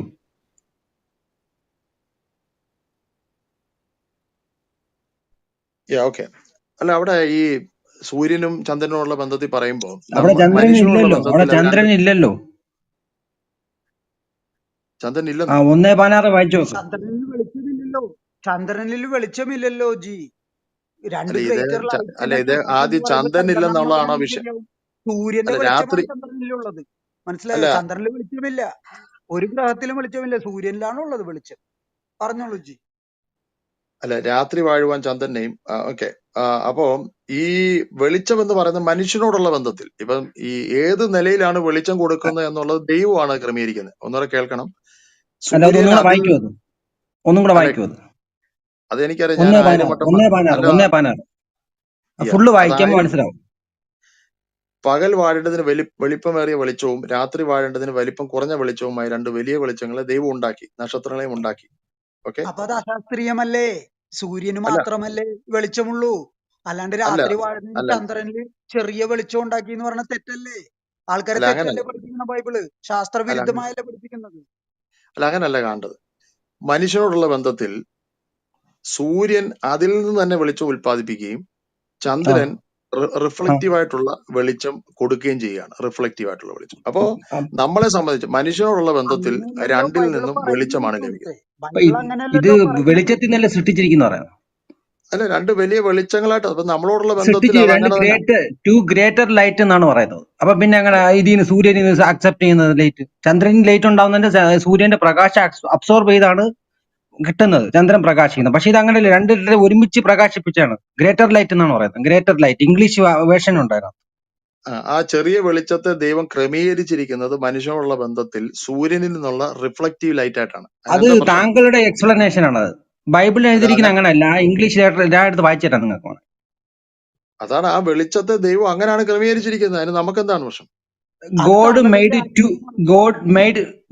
made two great light എന്നാണ്. ഗ്രേറ്റ് ലൈറ്റ് എന്നാണ്. God made two great light, the greater light to govern the day and the lesser. ഉം. അതെ Light to govern the night. He അതെ also made അതിന്റെ the stars. അപ്പൊ അതെ greater light എന്ന് പറഞ്ഞാൽ എവിടെ ചന്ദ്രൻ എങ്ങനെ ഗ്രേറ്റർ ലൈറ്റ് ആവുന്നു? ഗ്രേറ്റർ ആണോ ചന്ദ്രൻ? ടു ഗ്രേറ്റർ ലൈറ്റ് എന്നാണ് പറയുന്നത്. ഓക്കെ, ഒന്ന് ഗോഡ് മേഡ് ചെറിയ ടു വെളിച്ചം. Greater light. പിന്നെ എങ്ങനെ ചന്ദ്രൻ മലയാളം അത് ആവുന്നു? വായിക്കാം, ഞാൻ മലയാളം വായിക്കാം. ഒരു സെക്കൻഡ് ജി, മലയാളം ഞാൻ വായിക്കാം. എന്തിനാണ് വെറുതെ ഇംഗ്ലീഷ് ഒക്കെ വായിക്കുന്നത്? നമ്മ മലയാളികളല്ലേ. ദൈവം രണ്ട് മഹാദീപങ്ങൾ സൃഷ്ടിച്ചു. ദൈവം രണ്ട് മഹാദീപങ്ങൾ സൃഷ്ടിച്ചു എന്നാണ് പറയണത്. അത് തെറ്റല്ലേ? ഒരു ദീപമല്ലേ ഉള്ളൂ. സൂര്യൻ മാത്രമാണ് ദീപം, ചന്ദ്രൻ അതായത് ദീപമൊന്നുമല്ല. ഇപ്പൊ ചന്ദ്രൻ ദൈവം അല്ലെങ്കിൽ നമ്മളോടുള്ള ബന്ധത്തിൽ അതിന് വെളിച്ചം കിട്ടുന്നുണ്ടോ ഇല്ലയോ? സുഹൃത്തെ, ഹലോ, അത് സൂര്യന്റെ വെളിച്ചമാണ്. അത് അത് പ്രതിഫലിക്കുകയാണ് നമുക്കറിയാം. ചെയ്യുന്നത്. അതെ, അത് പ്രതിഫലിക്കുകയാണ്. സൂര്യന്റെ പ്രതിഫലിച്ച് ഇല്ലെങ്കിൽ ചന്ദ്രന്റെ വെളിച്ചമില്ല. മനുഷ്യന് വെളിച്ചം കിട്ടത്തക്ക നിലയിൽ രാത്രി വാഴുവാൻ അവിടെ എഴുതിയിട്ടുണ്ട്. അപ്പോൾ ആ വെളിച്ചം ഈ സൂര്യൻ തന്നിൽ തന്നെ വെളിച്ചം ഉൽപ്പാദിപ്പിക്കുന്നത് പോലെ ചന്ദ്രൻ അതിൽ നിന്ന് തന്നെ വെളിച്ചം ഉൽപ്പാദിപ്പിച്ചാലേ ആ പ്രോസസ് ശരിയാവുന്നില്ല. അതിൽ നിന്ന് വെളിച്ചം നമുക്ക് കിട്ടത്തക്ക നിലയിൽ രാത്രി വാഴുവാനാണ് അതിനെ വെച്ചിരിക്കുന്നത്. അതിനെ വെച്ചിരിക്കുന്ന ക്രമീകരണം ദൈവത്തിന്റെ സൃഷ്ടിപ്പിന്റെ ഭാഗമായിട്ടാണ് അത് അങ്ങനെ സെറ്റ് ചെയ്തിരിക്കുന്നത്. അത് നമുക്ക് അതിനകത്ത് എന്താ പ്രശ്നം? ഇതെല്ലാം താങ്കളുടെ വ്യാഖ്യാനങ്ങളാണ്. ബൈബിളിൽ പറയുന്നത് ദൈവം ശാസ്ത്രമല്ലേ? രണ്ട് മഹാദീപങ്ങളെ സൃഷ്ടിച്ചു എന്നാണ്. ചന്ദ്രനും സൂര്യനും രണ്ട് മഹാദീപങ്ങൾ, ഗ്രേറ്റർ ലൈറ്റ്സ് എന്ന് അദ്ദേഹം നേരത്തെ ഇംഗ്ലീഷിൽ പറഞ്ഞില്ലേ. അതിന്റെ അർത്ഥമാണ് അത് ഇത് മഹാദീപം. അത് അതില് തെറ്റാണ്. ഒരു അതിൽ മഹാദീപമുള്ളൂ സൂര്യൻ. അതാണ് സത്യം. രാത്രി വാഴേണ്ടതിന് വലിപ്പം കുറഞ്ഞ വെളിച്ചവുമായി രണ്ട് വലിയ വെളിച്ചങ്ങൾ ദൈവം ഉണ്ടാക്കി. രാത്രി മനുഷ്യനുള്ള ചന്ദ്രന് ബന്ധത്തിൽ അത് വാഴാൻ പറ്റൂല സുഹൃത്തെ. ചന്ദ്രന് വാഴാൻ പറ്റുകയല്ല. അങ്ങനെ അതിന് അമാവാസി എന്ന് പറഞ്ഞ് താങ്കൾ കേട്ടിട്ടുണ്ടോ? അമാവാസി എന്ന് പറഞ്ഞ്. അപ്പൊ എന്താണ് ആയിക്കൊള്ളട്ടെ. ചന്ദ്രന് പെട്ടെന്ന് വെളിച്ചില്ലാണ്ടായി പോയ പെട്ടെന്ന്? അപ്പൊ എന്താ വെളിച്ചം വരാത്തത്? അത് പൗർണമാസി ഉണ്ടല്ലോ. സൂര്യന്റെ പ്രകാശം അടിക്കാത്തത് കൊണ്ടാണ്. ഒരു അതെ അല്പം പോലും അടിക്കാത്ത സമയമാണത്. അതാണ് അതെ അമാവാസി. അതെ മനസ്സിലായോ? അപ്പൊ സൂര്യന്റെ പൗർണമാസി ഉണ്ടല്ലോ. പ്രകാശത്തിന് രണ്ട് മഹാദീപങ്ങൾ എന്ന് എഴുതിയിരിക്കുന്നത് തെറ്റാണ് സുഹൃത്ത്. ഒരു അല്ല, മഹാദീപം മാത്രമേ ഉള്ളൂ, സൂര്യൻ മാത്രം.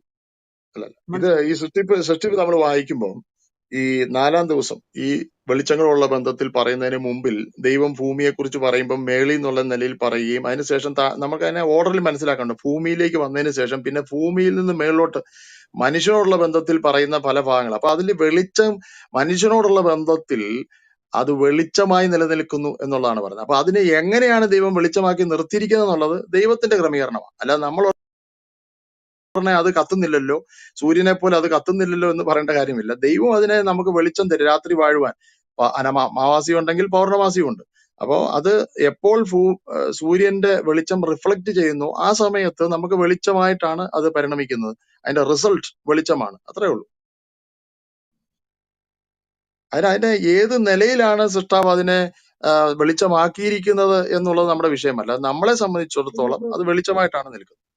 No problem, let's agree to disagree. അടുത്ത ആൾ ആരെങ്കിലും ചോദിക്കും, വേറെ എന്തെങ്കിലും ചോദ്യം ചോദിക്കാണ്ട് ചോദിക്കട്ടെ. തീർച്ചയായിട്ടും.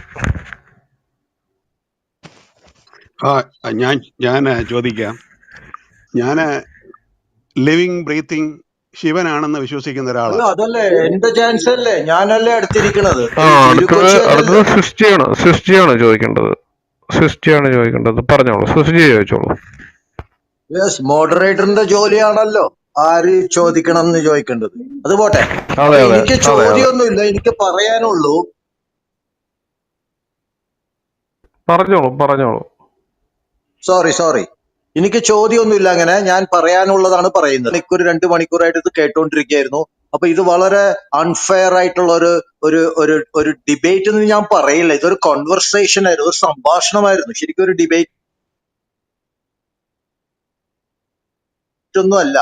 ബിക്കോസ് മിസ്റ്റർ ക്രിസ്ത്യൻ ലോറൻസ് വളരെ ഇന്ററപ്റ്റ് ചെയ്യേണ്ടായിരുന്നു. while he was before he കേൾക്കുന്നില്ല. was സിസ്റ്റിയുടെ finishing, you were mic interrupting complaint ആണ്. him systematically, ഒന്നും which is കേൾക്കാൻ untrue. പറ്റുന്നില്ല. അപ്പം I സിസ്റ്റിയുടെ know you are. Mike complaint ആണ്, കേൾക്കുന്നില്ല. നമ്മള് അടുത്ത ഐൻസ്റ്റീൻ ചോദിക്കാം. ഐൻസ്റ്റീൻ. ഞാൻ അധികം നീട്ടുന്നില്ല, ചുരുക്കി പറഞ്ഞോളാം. ആദ്യമേ എൻ്റെ അഭിപ്രായത്തിൽ വീണ്ടും രണ്ടുപേരും നല്ലൊരു ഡിബേറ്റിന്, ഇത് രണ്ടാമത്തെ ദിവസമാണ് എന്ന് തോന്നുന്നു, ഇതിനിടയ്ക്ക് അതിന് ഞാൻ മിസ്സായെന്നറിയില്ല, നല്ലൊരു ഡിബേറ്റ് കാഴ്ചവെച്ചതിന്, നല്ലൊരു ചർച്ച കാഴ്ചവെച്ചതിന് രണ്ടുപേർക്കും അഭിനന്ദനങ്ങൾ. പറയുന്ന ഇത്രയും നല്ല ഓഡിയൻസിന് വേണ്ടിയിട്ട് വീണ്ടും ഒരു ക്രീമുള്ള ചർച്ച വെച്ചതിന് അഭിനന്ദനം. പിന്നെ എനിക്ക് തോന്നുന്ന ഒരു ചെറിയൊരു ചോദ്യമാണ്, അത് പ്രധാനമായിട്ടും ലോറൻസ് പാസ്റ്ററോടും കാർത്തികിനോട് അതിൻ്റെ എന്തെങ്കിലും അനുബന്ധമായിട്ട് ചേർക്കാനുണ്ടെങ്കിലുമാണ് ചോദ്യം. അതായത് നമ്മളിതിൻ്റെ അകത്ത് പറയുന്നത് ഈ ഉൽപ്പത്തിയിൽ തന്നെ പറയുന്ന കാര്യങ്ങളാണ്. അതായത് ഭൂമിയും ആകാശവും നക്ഷത്രങ്ങളും ലോകത്തുള്ള എല്ലാം സൃഷ്ടിച്ചു എന്നല്ലേ പറയുന്നത്. അപ്പോൾ എൻ്റെ അകത്തൊരു ലോജിക്കൽ, നമ്മൾ ഈ ദൈവം സൃഷ്ടിച്ച് എന്നെ ഉൾപ്പെടെ ലോജിക്കൽ തിങ്കിങ്ങിന് അല്പം ബുദ്ധി തന്നു എന്ന് വിചാരിക്കുന്ന അതേ ലോജിക്കൽ തിങ്കിങ് വെച്ചാണ് ചോദ്യം. നമ്മൾ ഇപ്പോൾ മനസ്സിലാക്കുന്ന, ശാസ്ത്രം വളർന്ന് എത്ര എത്തിക്കഴിയുമ്പോൾ നമ്മൾ മനസ്സിലാക്കുന്നത്, ഭൂമി എന്ന് പറയുന്നത് ഈ സോളാർ സിസ്റ്റത്തിലെ നമ്മൾ ഞാനൊക്കെ പഠിക്കുമ്പോൾ 9, ഇപ്പോൾ 8 പ്ലാനറ്റ്സ് ഉള്ള സോളാർ സിസ്റ്റത്തിലെ ഒരു ഗ്രഹം മാത്രം, ഹാബിറ്റബിൾ എന്ന് നമ്മൾ അറിയാവുന്ന ഒരു ഗ്രഹം മാത്രം. അതുപോലത്തെ millions or billions of solar system എന്നല്ല, നമ്മുടേത് സൺ നടുവിലായതുകൊണ്ട് സോളാർ സിസ്റ്റം എന്ന് പറയുന്നത്, അതുപോലെയുള്ള സിസ്റ്റംസ് കൂടിയ മിൽക്കി വേ എന്ന് പറയുന്ന ഒരു ഗാലക്സി.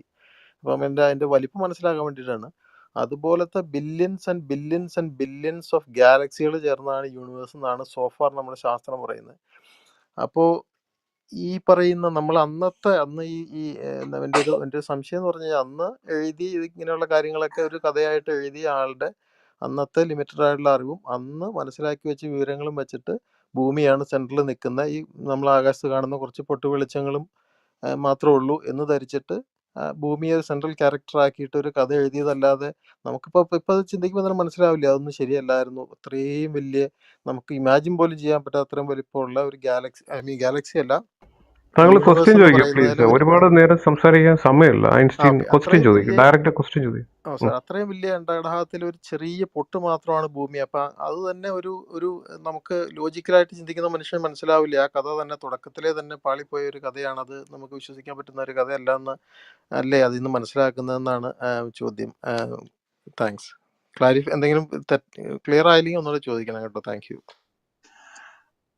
അല്ല, ക്രിസ്ത്യൻ സൈഡിൽ നിന്ന് പറഞ്ഞാല്, നമ്മുടെ മോശയോട് ദൈവം മനുഷ്യനോടുള്ള ബന്ധത്തിലുള്ള ഭൂമിയും ആകാശവും വെളിപ്പെടുത്തി കൊടുക്കുന്നു എന്ന് കരുതി മറ്റുള്ള കാര്യങ്ങൾ സൃഷ്ടിച്ച ദൈവം മറ്റെല്ലാം വെളിപ്പെടുത്തി കൊടുത്താലേ മോശയ്ക്കും നമുക്കും എല്ലാം അംഗീകാരമാകൂ എന്ന് പറയുന്ന കാര്യമില്ല. കാരണം നമുക്കറിയാവുന്ന കാര്യം നമ്മളെ പറഞ്ഞു തന്നാൽ മതി, നമുക്ക് അറിയേണ്ടുന്ന കാര്യം പഠിപ്പിച്ചാൽ മതി. നമ്മൾ സ്കൂളിൽ ചെന്നിട്ട് 1ാം ക്ലാസ്സിൽ പോയിരുന്നിട്ട് നമുക്ക് യൂണിവേഴ്സിറ്റിയിലെ കാര്യം പഠിക്കണമെന്ന് പറഞ്ഞാൽ എങ്ങനെ ഇരിക്കും എന്ന പോലെയുള്ളൂ. അപ്പൊ അത് മനുഷ്യന്റെ ക്രമാതീതമായുള്ള വളർച്ചയുടെ ഭാഗമായി മനുഷ്യനിലൂടെ ദൈവം പ്രവർത്തിച്ച ഓരോ കണ്ടുപിടുത്തങ്ങൾ പിന്നീട് വരും. പക്ഷെ ഇപ്പോ മനുഷ്യനെ ആക്കി വെച്ചിരിക്കുന്ന ഭൂമിയും അവൻ നിൽക്കുന്ന അന്തരീക്ഷവും ആകാശവും അതുമായി ബന്ധപ്പെട്ട ഒരു വിവരണം മാത്രം, ഒരു ചെറിയ വിവരണം, വലിയ ഡീറ്റെയിലിംഗ് അതിനകത്തില്ല. അതിനകത്ത് വലിയ ഡീറ്റെയിലിങ്ങിന് ശ്രമിക്കുമ്പോഴാണ് ഈ വിഷയം വരുന്നത്. പക്ഷെ അതിനൊരു ചെറിയ വിവരണം നമുക്ക് അവിടെ വിശദമായി ലഭിക്കുന്നുണ്ട്. ഇന്നുവരെയുള്ള ചോദ്യങ്ങൾക്ക് മാനുഷികമായിട്ട് നമുക്ക് ലോജിക്കലി ഉത്തരം പറയാനും അതിനകത്ത് കഴിയും. അപ്പൊ അതുകൊണ്ട് നമുക്ക് എല്ലാം പറഞ്ഞു തന്നില്ല എന്ന് കരുതി നമ്മൾ ദൈവത്തെ ഇത്രേ ഉള്ളൂ എന്ന് ചിന്തിക്കേണ്ട ആവശ്യമൊന്നുമില്ല. നമുക്ക് അത്രേ പറഞ്ഞു തന്നിട്ടുള്ളൂ, നമുക്ക് ആവശ്യമുള്ള കാര്യമേ അന്ന് വെളിപ്പെടുത്തിയുള്ളൂ, അത്രേ ഉള്ളൂ. ഓക്കെ, അതിനകത്ത് എന്തെങ്കിലും കാർത്തിക് ജിക്ക് പറയാനുണ്ടോ, ആഡ് ചെയ്യാനുണ്ടോ ആ ചോദ്യത്തില്? ഇല്ല, എനിക്ക് അതിലൊന്നും ആഡ് ചെയ്യാനില്ല. ഞാൻ എന്ത് പറയാനാണ് അങ്ങനെയൊക്കെ പറഞ്ഞു കഴിഞ്ഞാല്. ഞാൻ ബൈബിളിലുള്ള കാര്യങ്ങൾ വെച്ച് സംസാരിക്കുന്ന ആളാണ്. അത് വെച്ച് എന്തെങ്കിലും ചോദ്യം ചോദിച്ചാലേ എനിക്ക് മറുപടി പറയാൻ പറ്റും. തീർച്ചയായിട്ടും. ഓക്കെ, അടുത്ത തിരുക്കൊച്ചി. സിസ്റ്റിയുടെ മൈക്ക് ക്ലിയർ ആയോ? സിസ്റ്റി മൈക്ക് ക്ലിയർ ആയിട്ടുണ്ടെങ്കിൽ സംസാരിച്ചോളൂ പ്ലീസ്. ഞാൻ നേരത്തെ മൈക്ക് ഓക്കെ, ഒന്നും താങ്ക് കേൾക്കാൻ യു. പറ്റാത്തതുകൊണ്ടാണ് താഴോട്ട് ഇറക്കിയത്. ഓക്കെ, പറഞ്ഞോ. സാരില്ല. ഉപ്പ കേക്കാവോ? ഇപ്പൊ കേൾക്കാം, ക്ലിയർ ആണ്, പറഞ്ഞോ. ചെക്ക്. Hello, voice check. കേക്കാവോ? ക്ലിയർ ആണ്, പറഞ്ഞോളൂ.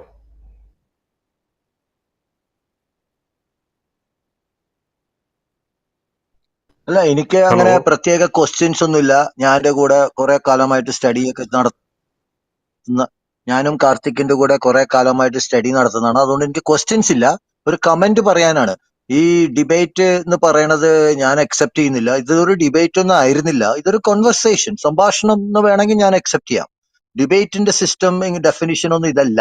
ബട്ട് എനിവേ മിസ്റ്റർ ക്രിസ്ത്യൻ പലപ്പോഴും കാർത്തിക്കിനെ ഇന്ററപ്റ്റ് ചെയ്യായിരുന്നു, ഡിസ്റപ്റ്റ് ചെയ്യായിരുന്നു.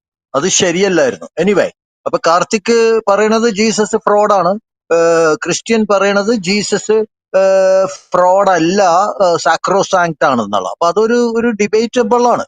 അപ്പൊ നമുക്ക്, എന്റെ അഭിപ്രായം, ഇത് ഇനിയും നമ്മൾ ഈ ജെനിസിസ് 1, 2, 3 റിപ്പീറ്റ് ചെയ്യണം. ഇത് ക്ലിയർ ആയിട്ടില്ല, കുറെ കാര്യങ്ങൾ അൺക്ലിയർ ആണ്. Thank U.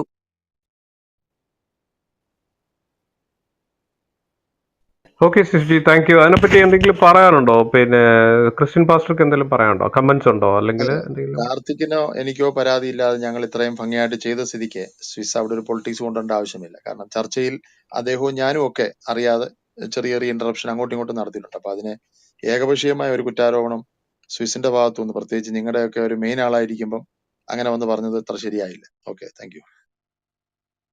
നമുക്ക് ചർച്ച 1, 2, 3 അധ്യായം തന്നെ തുടരണമെങ്കിൽ കുഴപ്പമില്ല. 4, 5, 6 ആണ് ശരിക്കും നമ്മൾ പറഞ്ഞാൽ വെക്കേണ്ടത്. നിങ്ങളുടെ ഇഷ്ടം, നോ പ്രോബ്ലം. കാർത്തിക് ജി എന്താണ് പറയുന്നത് അതിനെപ്പറ്റി? സിസ്ജിയുടെ കമന്റ്സിനെ കുറിച്ച് എന്തെങ്കിലും പരാതി അങ്ങനെ എന്തെങ്കിലും ഉണ്ടോ? ഇല്ലില്ല, എനിക്ക് അങ്ങനെ അഭിപ്രായമൊന്നുമില്ല. അങ്ങനെ അദ്ദേഹവും എന്നെ തടസ്സപ്പെടുത്തി, ഞാനും അദ്ദേഹത്തെ തടസ്സപ്പെടുത്തി. പക്ഷെ അതൊരു ഒരു എന്താ പറയാ, ഒരു അൺഫ്രണ്ട്ലി ആയിട്ടുള്ള ഒരു ഇതിലോട്ട് പോയില്ല എന്ന അഭിപ്രായക്കാരനാണ് ഞാൻ. അദ്ദേഹം വളരെ മാന്യമായിട്ട് പെരുമാറി. എനിക്ക് അദ്ദേഹത്തിനെ കുറിച്ച് യാതൊരു വിധത്തിലുള്ള അദ്ദേഹത്തിന്റെ പെരുമാറ്റത്തെ കുറിച്ച് എനിക്ക് യാതൊരു നെഗറ്റീവും കണ്ടുപിടിക്കാനായിട്ട് ഒരു ചാൻസ് പോലും അദ്ദേഹം തന്നിട്ടില്ല എന്നാണ് എന്റെ അഭിപ്രായം. Okay, thank U. അടുത്തത് തിരുക്കൊച്ചി ചോദിച്ചോളൂ. തിരുക്കൊച്ചി. Yeah. എന്നിലുള്ള അംശങ്ങൾ കൂടുതൽ പാമ്പിന്റെയും കായന്റെയും അംശമാണ്, അതല്ലെങ്കിൽ ശിവന്റെ അംശമാണ്. ക്രിസ്ത്യൻ ലോറൻസ് എന്നെ എങ്ങനെ കാണുന്നു? കാർത്തിക് എന്നെ എങ്ങനെ കാണുന്നു? Thank you. അഹം ശിവം എന്നാണ് പറയുന്നത്. അതുകൊണ്ട് ഞാൻ ശിവനാണ് എന്ന് ചിന്തിക്കണമെന്നാണ് പറയുന്നത് നമ്മുടെ മതഗ്രന്ഥങ്ങൾ പഠിപ്പിക്കുന്നത്. ഞാൻ ശിവനാണ്, അഹം ശിവം എന്ന് പറഞ്ഞുകൊണ്ടേയിരിക്കണം എന്നാണ് പറയുന്നത്. അതുകൊണ്ട് താങ്കൾ അങ്ങനെ പറയുന്നതിൽ എനിക്ക് യാതൊരു ഒബ്ജക്ഷനും ഇല്ല, നല്ല കാര്യമല്ലേ. താങ്കൾ പറഞ്ഞോളൂ. ലോറൻസ് ജിക്ക് പറയാനുള്ളത് പറയാം. അദ്ദേഹം പോയെന്ന് തോന്നുന്നല്ലേ? തിരുക്കൊച്ചി ആരാ പറഞ്ഞേ? അദ്ദേഹം പോയില്ലേ? തിരുക്കൊച്ചി താഴെയുണ്ട്. ഞാൻ താഴോട്ടാക്കി. ക്വസ്റ്റ്യൻ പൂർത്തിയായല്ലോ, അത് കാരണം താഴോട്ട്. കേട്ട അതെ, ആൾക്കാരുണ്ടല്ലോ, അവരെ അദ്ദേഹം കേൾക്കട്ടെ. തന്നെ അദ്ദേഹം തന്നെ അദ്ദേഹത്തെ വിലയിരുത്തി പറഞ്ഞിട്ട് നമ്മളോട് പറയാൻ പറഞ്ഞതിനകത്ത് കാര്യമില്ല. അദ്ദേഹം തന്നെ എന്തോ പറഞ്ഞ്, അദ്ദേഹം കൈയിന്റെ സന്തതിയാണെന്നും പാമ്പിന്റെ സന്തതിയാണെന്നും അദ്ദേഹം ഇങ്ങോട്ട് പറയുന്നു. എന്നിട്ട് നമ്മളോട് അത് തിരുത്താൻ പറയുന്നത്. ഇപ്പൊ എന്നെ സംബന്ധിച്ചോളം അദ്ദേഹം ഒരു ദൈവത്തിന്റെ സൃഷ്ടിയാണ്. ദൈവം ആദാമിനെ സൃഷ്ടിച്ചതിന്റെ ഭാഗമായി ആദാമിനും ഹവ്വയ്ക്കും ദൈവം കൊടുത്ത ഒരു അനുഗ്രഹമാണ്, നിങ്ങൾ സന്താന പുഷ്ടിയുള്ളവരായി ലോകത്തെങ്ങും നിറവീൻ എന്ന് പറഞ്ഞ ഒരു അനുഗ്രഹത്തിന്റെ നിമിത്തമാണ് നമ്മളെല്ലാവരും ജനിച്ചിരിക്കുന്നത്. പക്ഷേ ദൈവവുമായിട്ടുള്ള നമ്മുടെ കണക്ഷൻ, ഈ പരിശുദ്ധ ദൈവവുമായി, ഈ ദൈവം എന്ന് പറയുമ്പോൾ പല രീതിയിലുള്ള ഒരു സങ്കല്പമുണ്ട്. ഞങ്ങളുടെ ഇതിൽ പരിശുദ്ധ ദൈവമായിരിക്കണം. പിന്നെ സൃഷ്ടിച്ച ദൈവത്തിന് നശിപ്പിക്കാനും ഓർഡർ കൊടുക്കാനും കൽപ്പന കൊടുക്കാനും യെസ് എന്ന് പറയുവാനും നോ എന്ന് പറയുവാനും ഒക്കെ നമ്മുടെ മേൽ അധികാരമുണ്ട്. അപ്പം സമീകരിക്കാൻ അധികാരമുണ്ട്, രക്ഷിക്കാൻ അധികാരമുണ്ട്, സൃഷ്ടിക്കാൻ.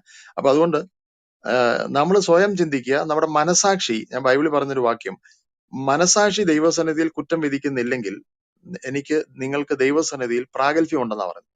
അപ്പൊ ഒരാൾ സ്വയമായിട്ട് ഇവിടെ വന്നിട്ട് പറയാം, ഞാൻ കയ്യിന്റെ ആണ്, കയ്യിനെ പോലെ കൊലപാതകനാണ്, അല്ലെങ്കിൽ പാമ്പിനെ പോലെ വഞ്ചകനാണ് എന്നുള്ള നിലയിൽ തന്നെ പറഞ്ഞതിന്റെ ആ അർത്ഥം എനിക്ക് മനസ്സിലായില്ല. ഞാൻ അങ്ങനെ വിധിക്കുന്നില്ല. Thank you. പാമ്പ് പറഞ്ഞതെല്ലാം സത്യമായിരുന്നു എന്ന് ഞാനിവിടെ ബൈബിൾ വെച്ച് തെളിയിച്ചു കഴിഞ്ഞു. എന്നിട്ടും താങ്കൾ പാമ്പിനെ വഞ്ചകൻ എന്ന് വിളിക്കുന്നത് ശരിയല്ല എന്നാണ് എന്റെ അഭിപ്രായം. വഞ്ചന ചെയ്തത് യഹോവയാണ്. അതായത് അവിടെ 2 വൃക്ഷങ്ങൾ ഉണ്ടായിരുന്നു എന്നത് വെളിപ്പെടുത്തിയില്ല, അവിടെ ഒരു വൃക്ഷം മാത്രമേ ഉള്ളൂ എന്ന് അവരെ തെറ്റിദ്ധരിപ്പിച്ചു. അതാണ് വഞ്ചന. അല്ലായിരുന്നെങ്കിൽ അതവർ ആദ്യം, ഈ കഥ പ്രകാരം പറയണമെങ്കിൽ ആദ്യം അവര് ഈ ഫ്രൂട്ട് ഓഫ് ഇറ്റേണൽ ലൈഫ്, എന്നെന്നും ജീവിക്കാനുള്ള ആ ഫലം കഴിച്ചിരുന്നെങ്കിൽ അവര് അതിനുശേഷമാണ് ഈ ഫ്രൂട്ട് ഓഫ് നോളജ് കഴിക്കണമെങ്കിൽ അവര് മരിക്കൂലായിരുന്നു. മനസ്സിലായോ? എങ്ങനെ മരിക്കും? എന്നെന്നും ജീവിക്കാനുള്ള ഫലം കഴിച്ചു കഴിഞ്ഞല്ലോ. അപ്പോ യഹോവ പറയുന്നത് നിങ്ങൾക്ക് എന്നെന്നും ജീവിക്കാനുള്ള ഫലം കഴിക്കാം, ഫ്രൂട്ട് ഓഫ് നോളജ് തിന്നാൽ മരിക്കും എന്നാണ് യഹോവ